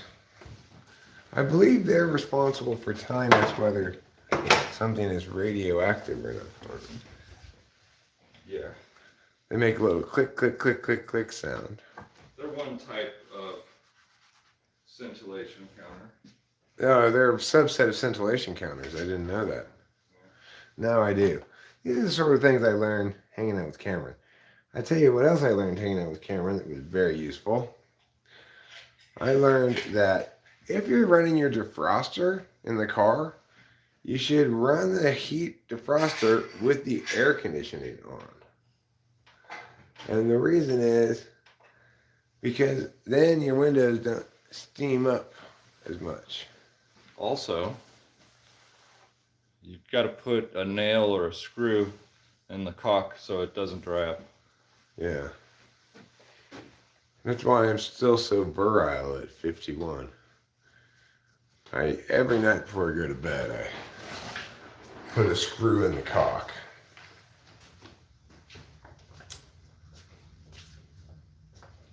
Subconscious, telepathy, intuition, all of the above.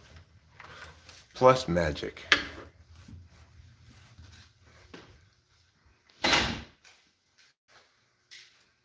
Plus a screw in the caulk. All of those things and more.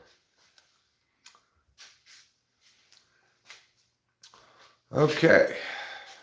Here's my new generator. Pyow. Says DeWalt on it. It's really just a Generac.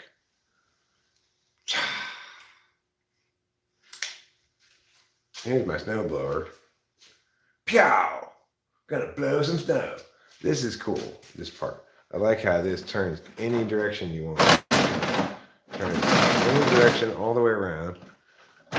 Well, not quite all the way around. You can't point it back at yourself. But this goes up and down too. So it lets you blow snow where you want to blow snow rather than where it happens to be pointed, built in. You know, you can point it wherever you want to point it. So that's pretty good. I like that feature of it a lot. And starts real easy. It only holds like a gallon of gas, I guess. It's like, you know, it's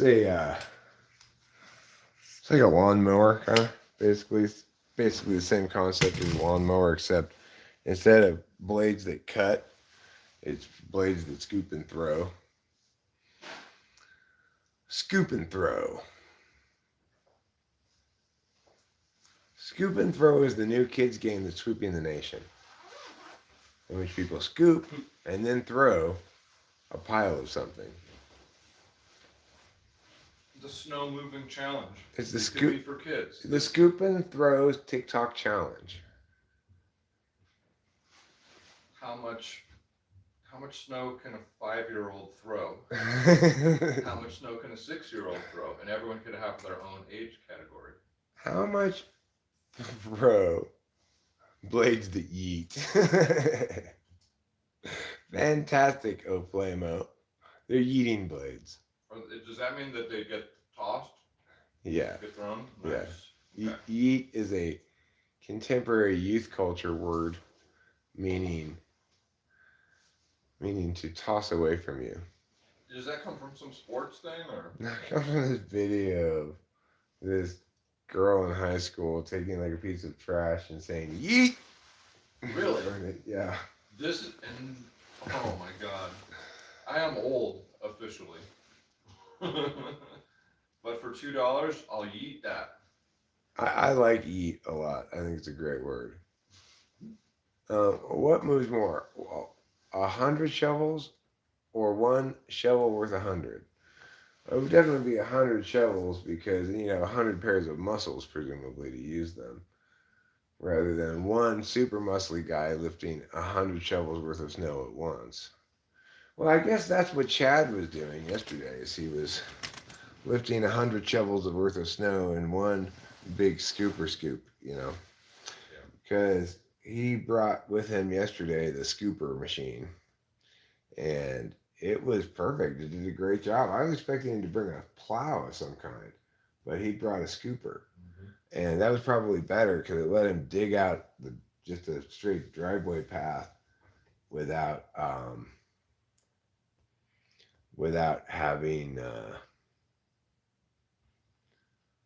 without having to push it over anywhere, which was good also because it meant that he didn't push any snow into my fence, which I was worried about. I was worried about him damaging a couple of things. He didn't damage any of the things I was worried about, so I'm fine with how it all played out. Even though he broke my flagpole, that's fine. It's one less thing to maintain, as Rachel said, and as I've explained, I'm not a big flag lover in general for the reasons articulated. Hey, do you want to do a video getting to your gas thing? Oh yeah, let's do that. Let me put on my boots. So one thing that Chad warned me about was that people's propane tanks are freezing because there's a spot where they need to vent, and if it's frozen, that vent, I guess, then, or covered in snow too much, then it can cause problems, especially if you're using a lot of propane. We're using a lot of propane, so um, I think Cameron and I should go out there and do that right now. That'd be a good part to stream about as well. So we could stream it, and also we could do a time lapse with my phone. It'd be a good time lapse from one point of view. I've got to publish the time lapse video still. I need to get it on my phone instead of on the computer. So that's what the delay on that one. Jeremiah, I'm slowly going through TWFE videos and haven't found the one where yet that you somehow got banned. Frozen tanks are disastrous. Oh, okay. Well, we should definitely go deal with that then. And it does say in the weather report down here at the bottom of the computer, it says morning rain. Light rain is expected during the day. So supposedly starting at 9 to 11, we might have rain. Then noon to 1 might have rain. And I'm pretty confident it'll be rain right now. It says the current weather is 32 degrees, feels like 31. Really? Does it really feel like 31? Why? Why doesn't it feel like 32? I want to know. I can see the satellite, these clouds coming over us right about there. But we're at the very bottom of the clouds. Merced might get hit with some rain too. Okay, I'm going to put on my shoes now and we'll go outside and deal with that.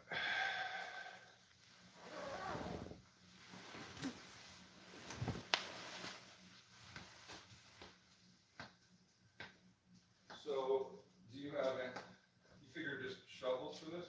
You want to bring this snowblower over there? No, just shovels for this. This should be fine. My shoes are over here. Okay, my shoes were right here the whole time. I got up and walked over there for no good reason.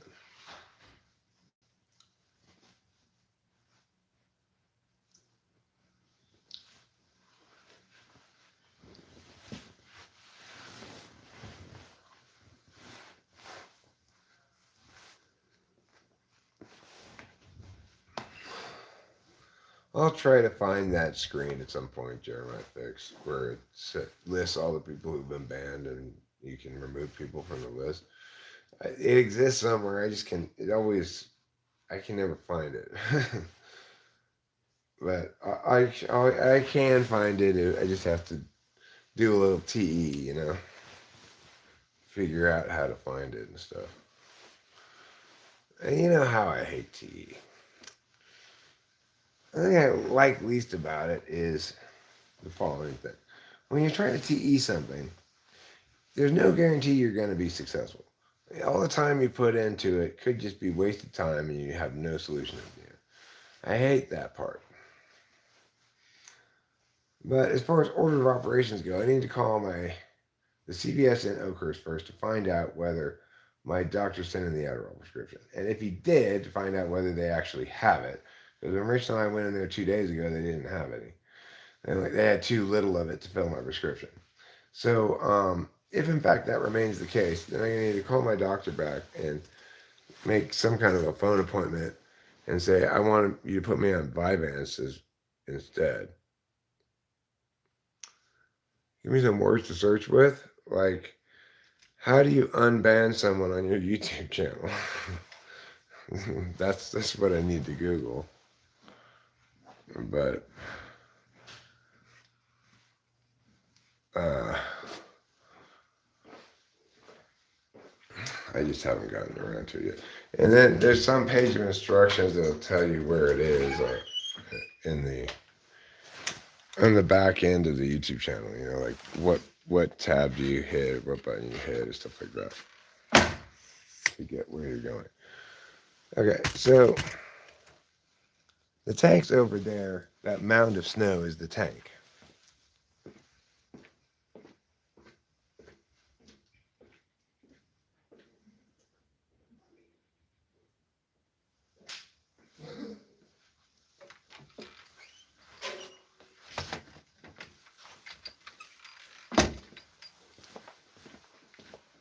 Okay, you got all the right trouble. Cool. Yeah. We can also get the chopper if we need it. The knife thingy? Yeah, I'm gonna show you.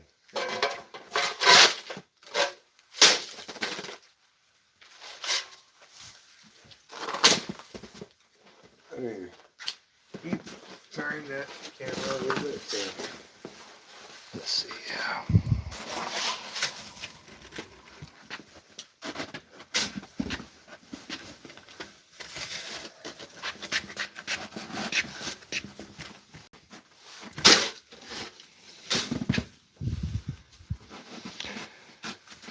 I hate it when it sticks to the knife.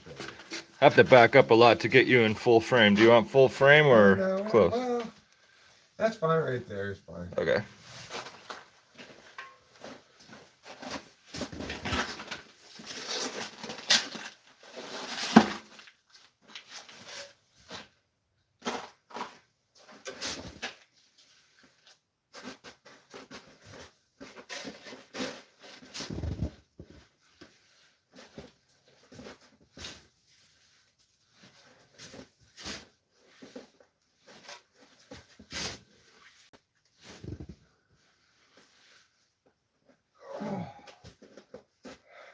Okay, for a sec?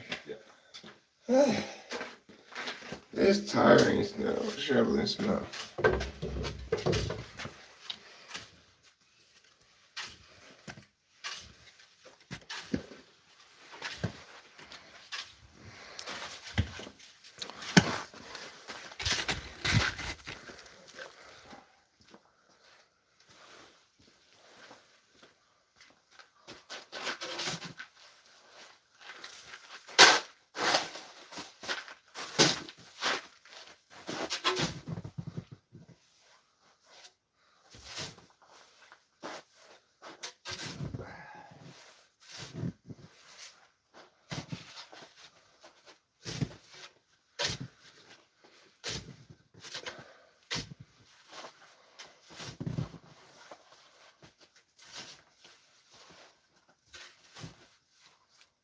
This would be a good sport.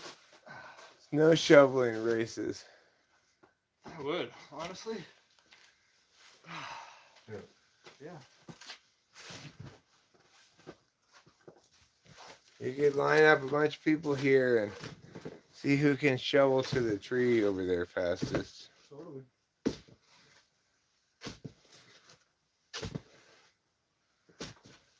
And we see Trouble made another new path here. Oh yeah, he keeps making new. That was on the way home yesterday.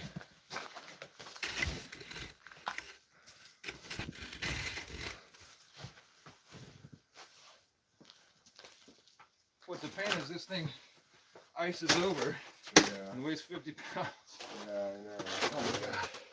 And the snow sticks to it.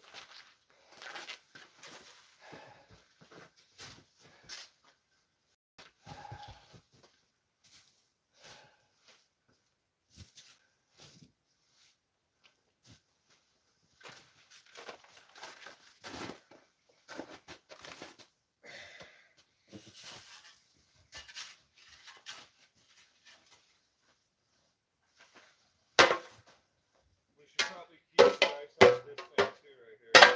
We've got this. I'll try to clear this a little bit.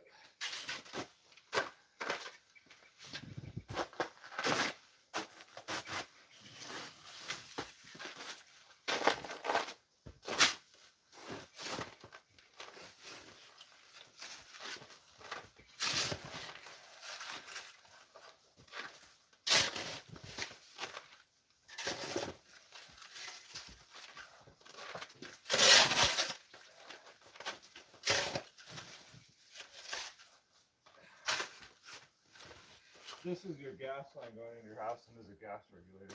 Okay.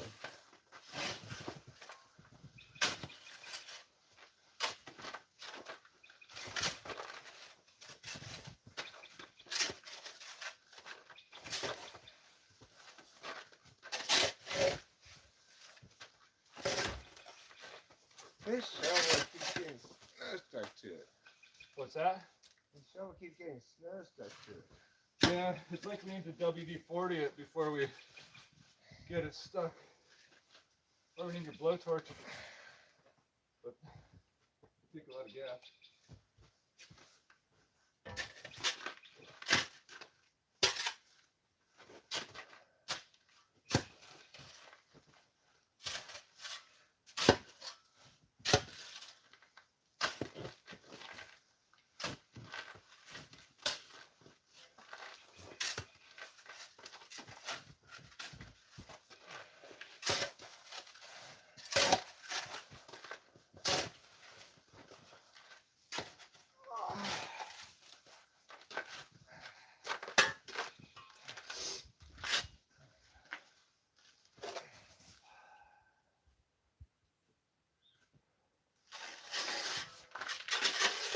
Okay. We're getting close. Sure, if you want to use, we definitely want to use that, man.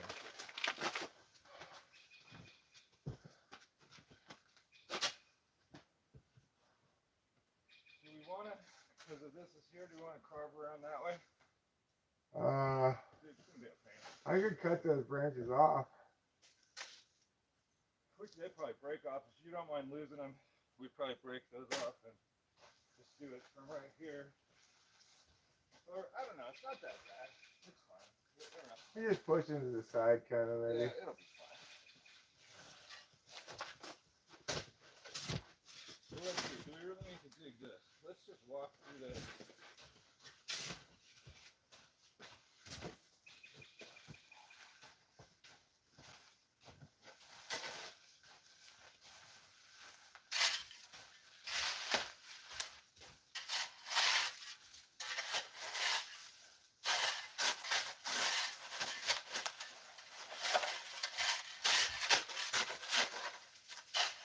I'll get down to this side.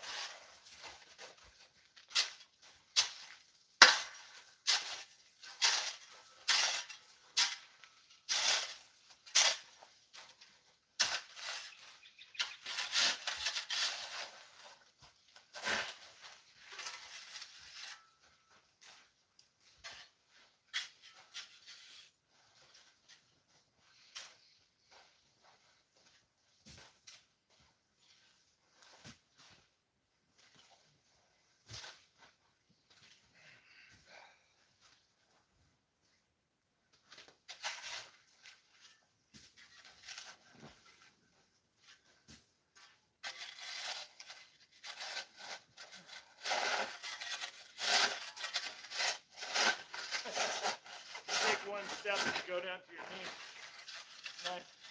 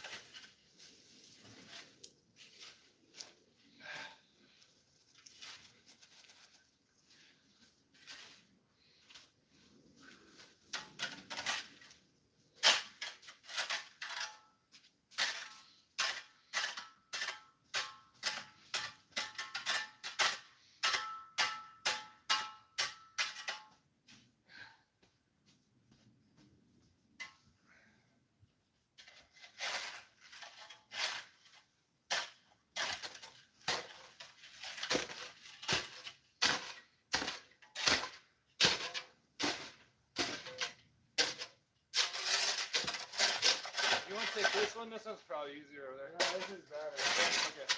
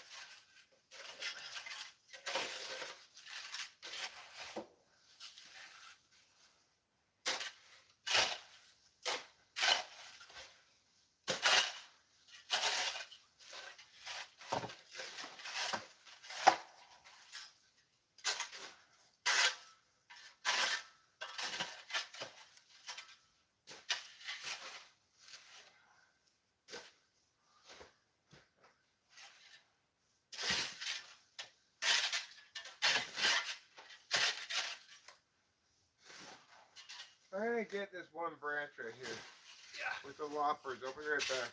Sure. Well, let me see this break. I want it off clean. I'm gonna get loppers.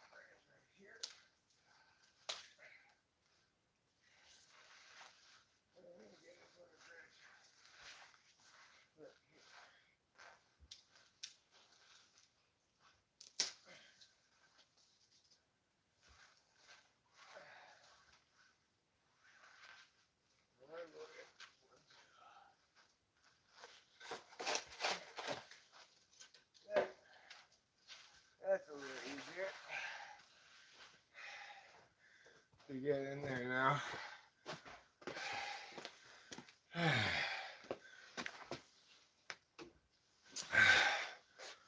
Okay. Now,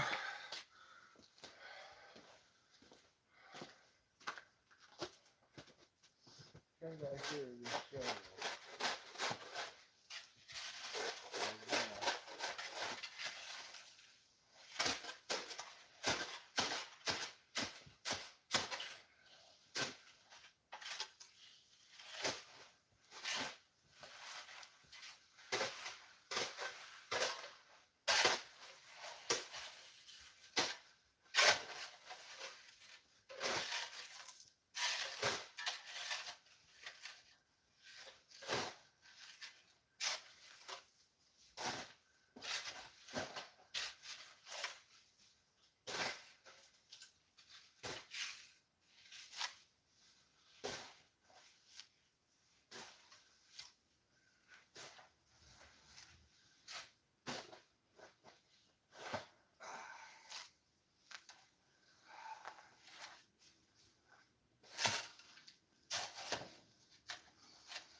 You can throw it down here.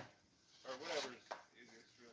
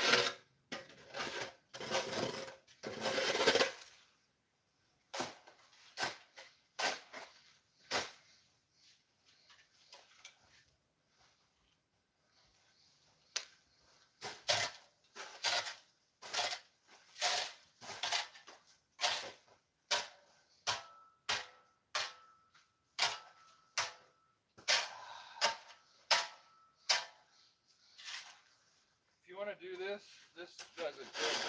If you want to use this guy.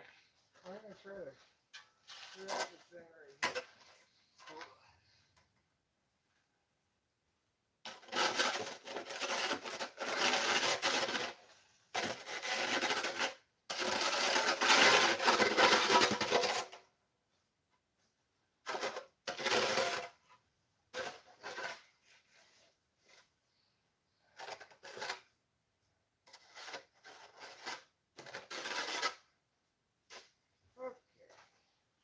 Occasions like this really call for gloves.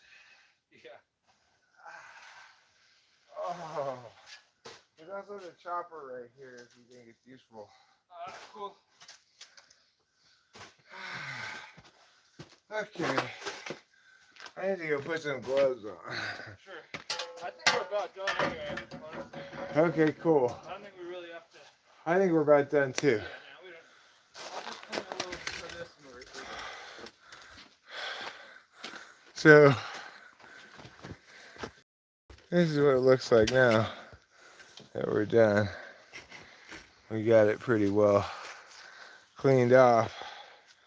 I'll just grab this chopper here. Yeah, there we go. Oh, you can Can see you observe, what this thing inside. says?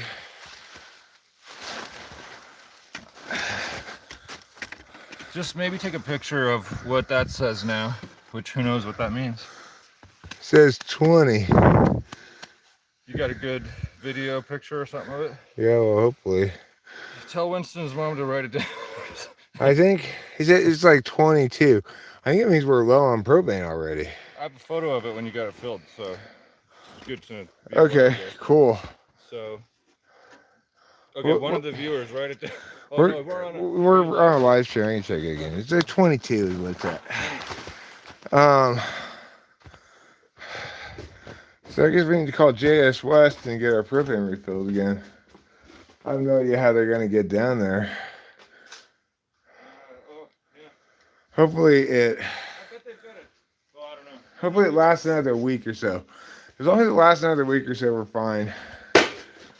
because at that point, hopefully rain will have washed some of this away.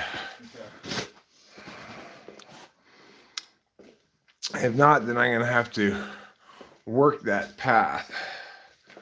You know, I have to work it so that the propane guys can get to it. Hey, Aaron, did you bring that knife? Yeah, I got it. Okay. Oh, my hands are so cold. Oh, look, that shovel's bent. It probably is, yeah. This thing, it's, you know, it's good, but I think we've been asking a lot of it lately. We have. So See, the shovel is bent. once aluminum starts going, it gets more and more crisp and bendy. Unfortunately. Should we get sandbags for the rain? I actually don't think we need to get sandbags for the rain. I think that would. Hey, Eric, should we look right over there and just look at the water flow? If water. Yeah, if you scoop, I had the drain uncovered the other day, but This is right here what I'm thinking. I think we should carve a trench right there. I think that would be the solution for overflow. okay. But I don't know. Maybe you look at it. You think what you think of the level and the grade and stuff. I mean, the drain's like right Watch out here. for mega ice. The drain's like right there somewhere, at the very bottom of this depression. In here. Yeah, I had it cleared away, but then Chad covered it over again.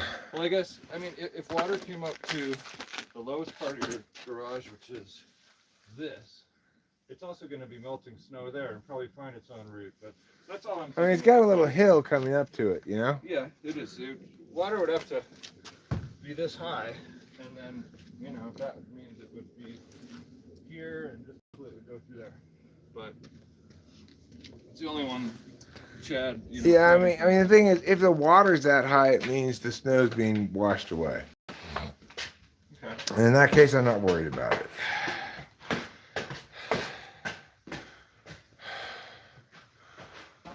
One of the next tools I'll buy is a laser level, which will actually be helpful in knowing things like that.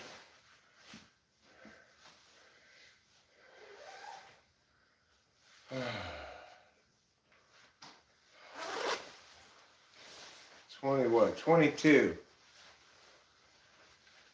And what's the cold temperature PSI rating? I have no idea. I don't know anything about those propane tanks and stuff.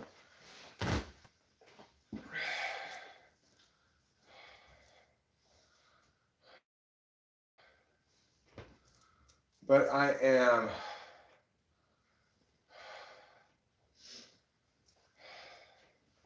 learning a lot about living in the mountains. That's for sure. Ooh, such as Check this out.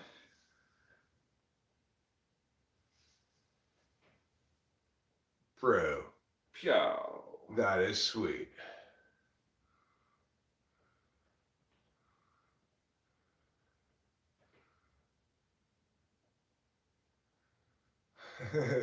That's great. Let me show the people on this thing. Yeah, go for Can it. you make it start again? Just hit play and then hit the screen and it'll be full size.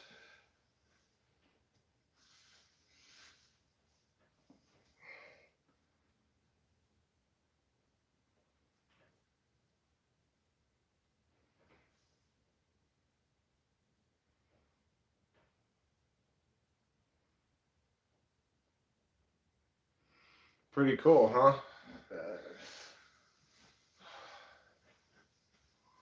22-ish indicated the propane tank gauge. Right, so that means I Yeah. only have 22 gallons of propane left or something?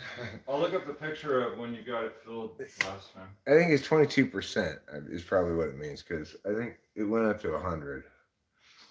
But because it's so cold, that might make it show a lower amount Here, than it actually is. this is what it looked like when you filled it.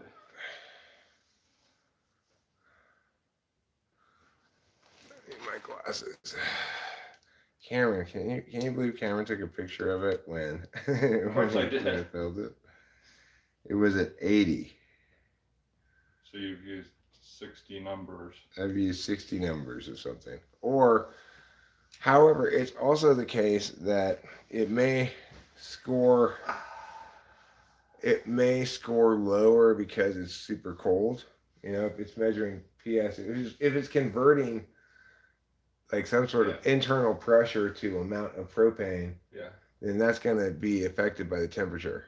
You want to look at it when when it's warmer or whatever. Like in a few, there's not going to be a warmer time. But now that we took the snow off it and all that, maybe look at it just tomorrow and see Yeah. what it says. Well, we're supposed to have maybe a little rain today, but mostly no precipitation. So hopefully it'll melt.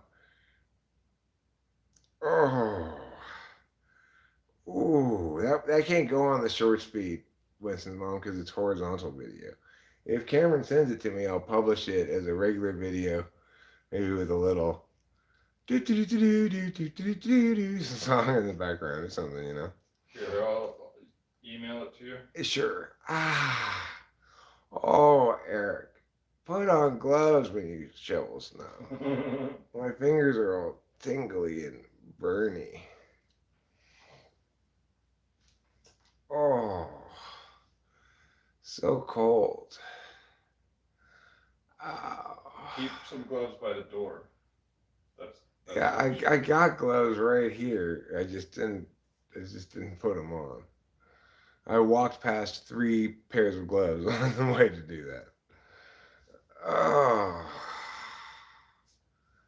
my hands didn't really get punishingly cold though until after a while of using the metal shovel, and then at the very end when I was moving snow with my fingers, then I got like, it's too cold. I know, Mrs. Mama, I'm pretty proud of myself too. It's really all thanks to Cameron. You know, things down here and there, but I'm a homeowner person. That. Oh. It's using mail drop attachment, so I don't know how long those take to get to you. Okay, well, I'll get it eventually. Sit on my hands. Oh.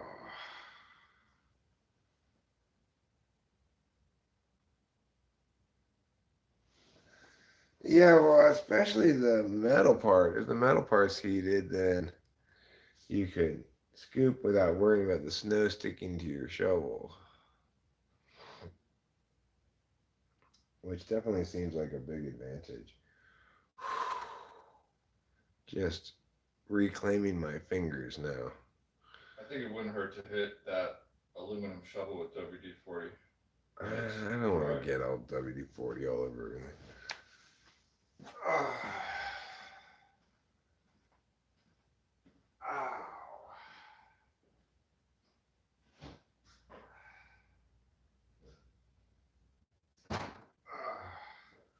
Well, there's one sure salve to every injury.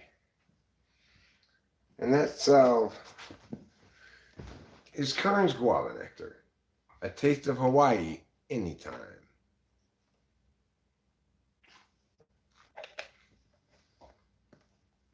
Hawaii. Do you remember how they said it in the 80s? Hawaii. I think that's how Hawaiians say it in general. It's like some people will still say like Guadalajara instead of Guadalajara. Los Angeles. We used to hear Los Angeles in the news. Yeah. Okay, now that my hands are warmed up a bit, it's time for me to go outside for a cigarette. Yeah, it's true, Winston's mom. Given time, the chores get less as we live here year by year. We'll learn how to get stuff done faster. We'll learn to be smart about certain things. I'm going to always back the wilderness car into the garage from now on instead of going front ways. And once I get all the trash out of the garage, by getting these dump run people. I got to call them this morning. I'll probably be wrapping this up relatively quick because I got a number of things to do today. But I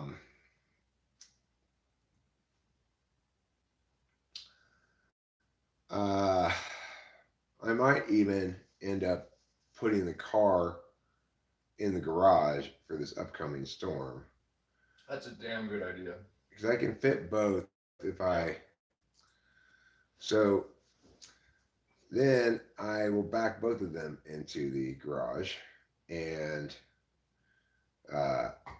it'll make it easier for me to keep the area from the garage door out the gentle slope clear, because there won't be anything in the way in case it does continue to snow instead of rain. Again, I got to prepare for both contingencies because it says snow below 4,000 feet, which is frankly a good elevation, I think. We get snow in winter sometimes. We obviously normally don't get anything like this amount of snow. But, you know, this is our first winter here. So we're experiencing it, and that's going to kind of set our standards going forward, even though it's not necessarily a great standard to set because it's not representative of any kind of norm. But regardless, we know now right off the bat, this is as bad as it can get. And Winston's mom, clean your keyboard. Yeah, you got to clean your keyboard. You just got to get out there and do it. It's one of Jordan Peterson's 12 rules for life.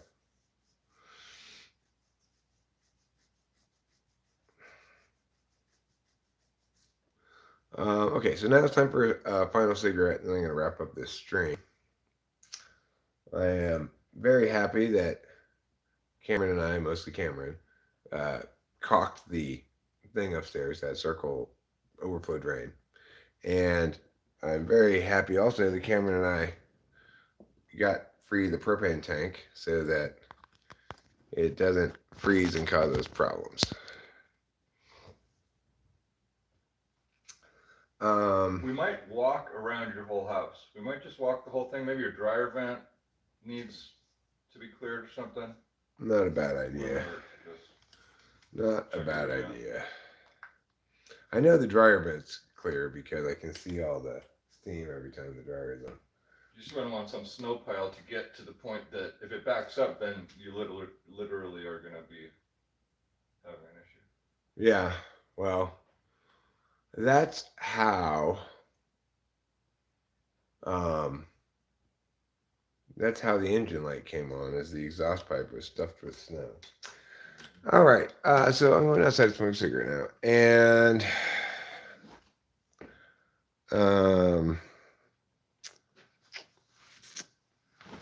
the other thing is our washing machine. It actually drains directly outside. It doesn't go into the septic tank, which was surprising to me, but makes sense because they've long since taken out all the bad stuff that used to be in laundry detergent. Laundry detergent used to be bad for the environment because it had a bunch of phosphates in it. But now laundry detergent doesn't have phosphates in it anymore. So there's no particular reason why we can't just drain the washing machine water outside. And in fact, that's how our washing machine drains. So anyway, I'm gonna go get my drink, and then I'm good to go for a cigarette.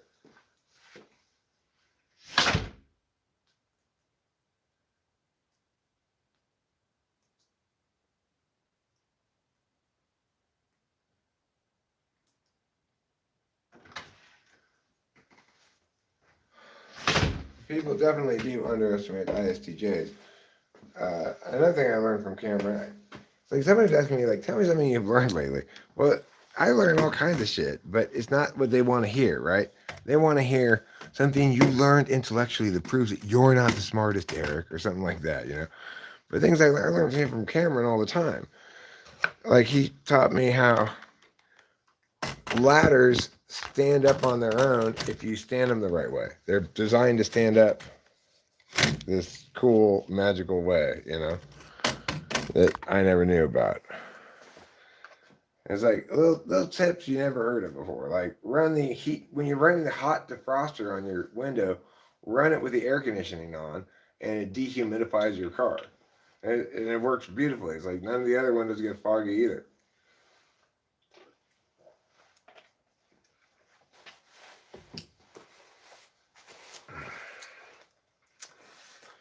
Now, when it comes to chains,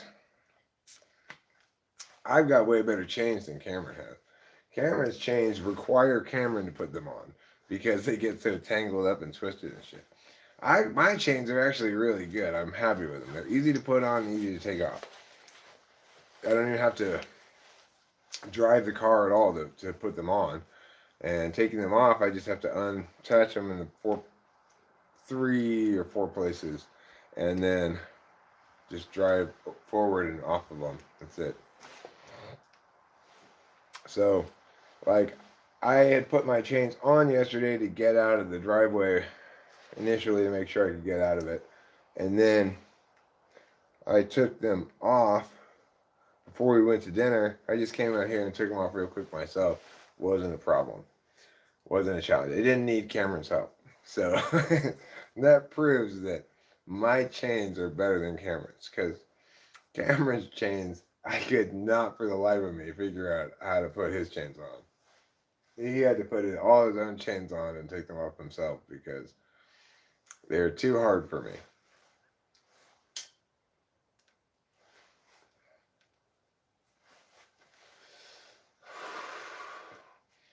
Cameron was also kind enough to give us a Bluetooth speaker, which we kind of desperately need, so we can listen to music as we're cleaning or up around the house or whatever. Sounds great too. I love it.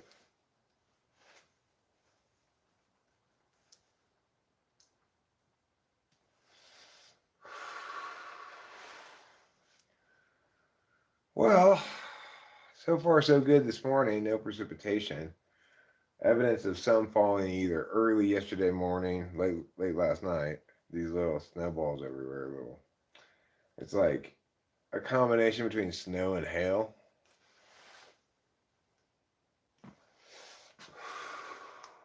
But if it were to precipitate right now, I expect it would be rain. It's not that cold out here. I've got on one jacket and a long sleeve shirt. I'm gonna have a short sleeve shirt underneath that, actually. Yeah, a short sleeve shirt. But I don't even have a hat on. I'm not cold at all.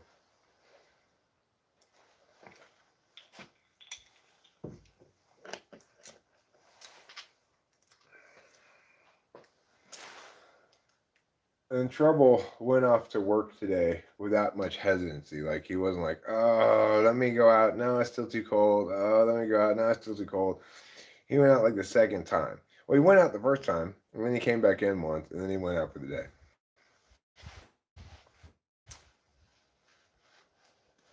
That's another good indicator of how cold it is.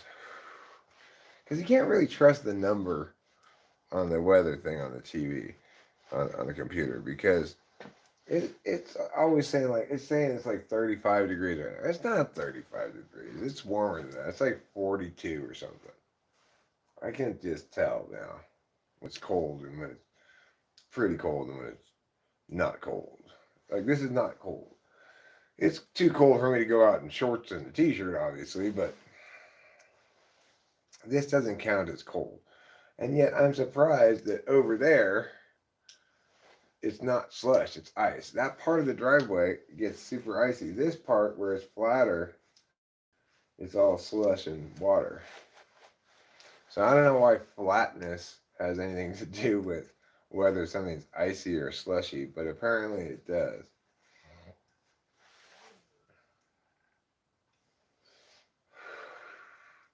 If you like flatness, then you like slush. If you like steep slope, then you like ice. If you like flatness and steep slope, Then you like slush and ice. Where does man trouble kitty sleep when he comes inside? In bed with me and Rachel. Rachel usually goes upstairs after a little while because it's too crowded for me and both cats and Rachel in that bed. And we both sleep a little bit better probably when we have our own bed. I know Rachel likes to sleep with audio stuff playing out loud, and I can't sleep with audio stuff playing out loud. For the duration of our relationship, we've compromised on that by Rachel wearing headphones, but I think she's most comfortable with it just playing out loud, and she likes to sleep with voices playing in the background, you know. Personally, I can't go to sleep if there's any either music playing or talking playing. I have to have the only thing playing is my imagination, then I go to sleep.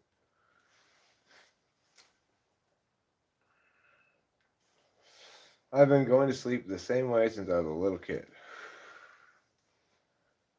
I play pretend and I go right to sleep. Unless I'm not tired, you know. When I'm tired, like last night I was tired and I took half a Klonopin. And I slept like a baby log dog rock. That's when you sleep like a baby, sleep like a dog, sleep like a log, and sleep like a rock. You're really sleeping hard then.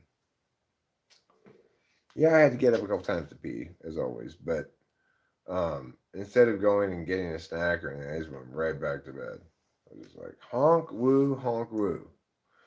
Honk, woo being the universal term for snoring, in contrast to ee-oo being the universal term for brexual intercourse.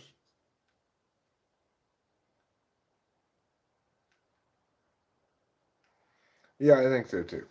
And I think starting in bed together is also good. It's good for a relationship, and we get to have all the good parts of sleeping together and none of the bad parts of sleeping together.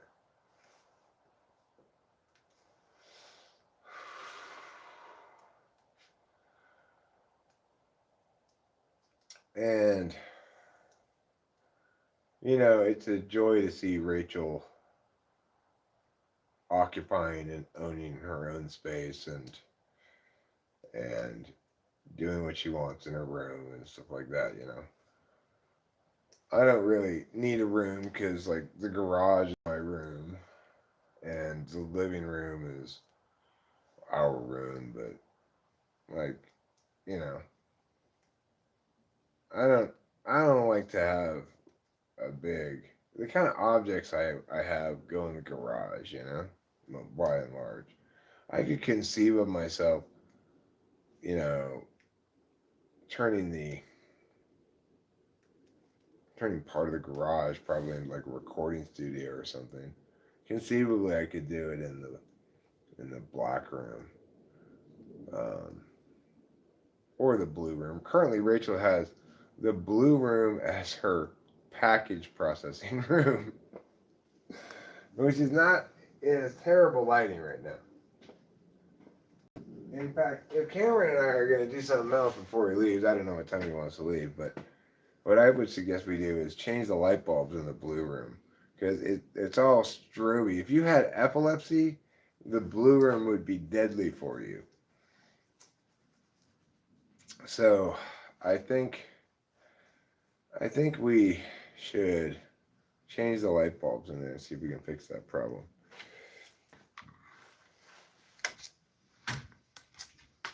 So, okay, I'm going to go inside. I'm going to end this stream.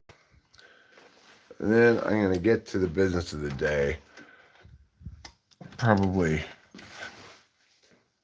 call CVS if I haven't gotten a text from them. And then call my doctor. And maybe change those light bulbs. I don't know.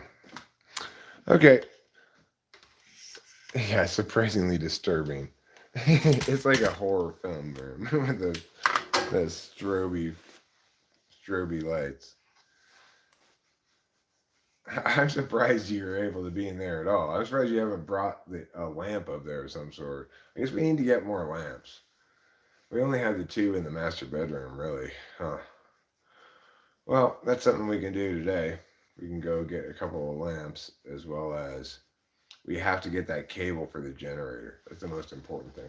Do you remember what that place was you called for help with the generator? It's written on a paper by your generator manual that was over there. I Okay. don't know if it worked. I think over there. Oh, cool. I'm glad you got hangers. We're going to get an order of a lot of hangers. That's one thing we don't have in this house is hangers. It doesn't work without hangers. It's hard to hang up clothes when you don't have any hangers. We could make our own hangers out of sticks. On insertion, you need to make some hangers for your shoes or whatever for when you sleep. I should have a Naked and Afraid house edition where Rachel and I have to spend 30 days naked in the house making things out of sticks. Oops, we had sex again. It's really hard to stay on task. Okay.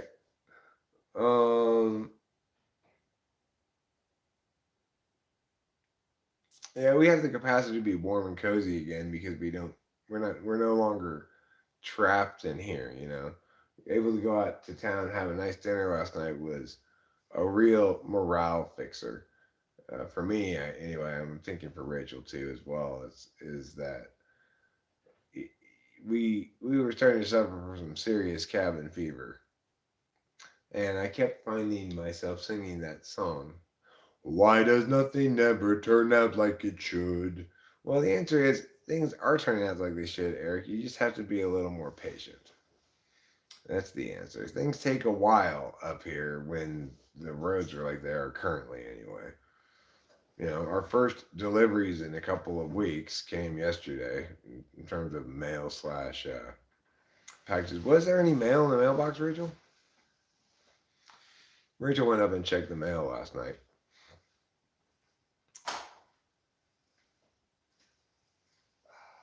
My guess is Rachel's finally beginning to feel his life is not so rocky and upside downy. Yeah, I would hope so. No mail yet. Okay. Well, you know, I'm surprised the package delivery guys got back here or decided to ignore the sign and come back here. I'm not surprised that nobody stopped them, but there is that sign at the Triangle Road stop sign still that says road closed, residents only. The road's not really closed. You can get all the way back here. It's just one lane. So they're trying to prevent things where 2 people go like this and somebody has to back up a long way, you know, which we've had happen multiple times.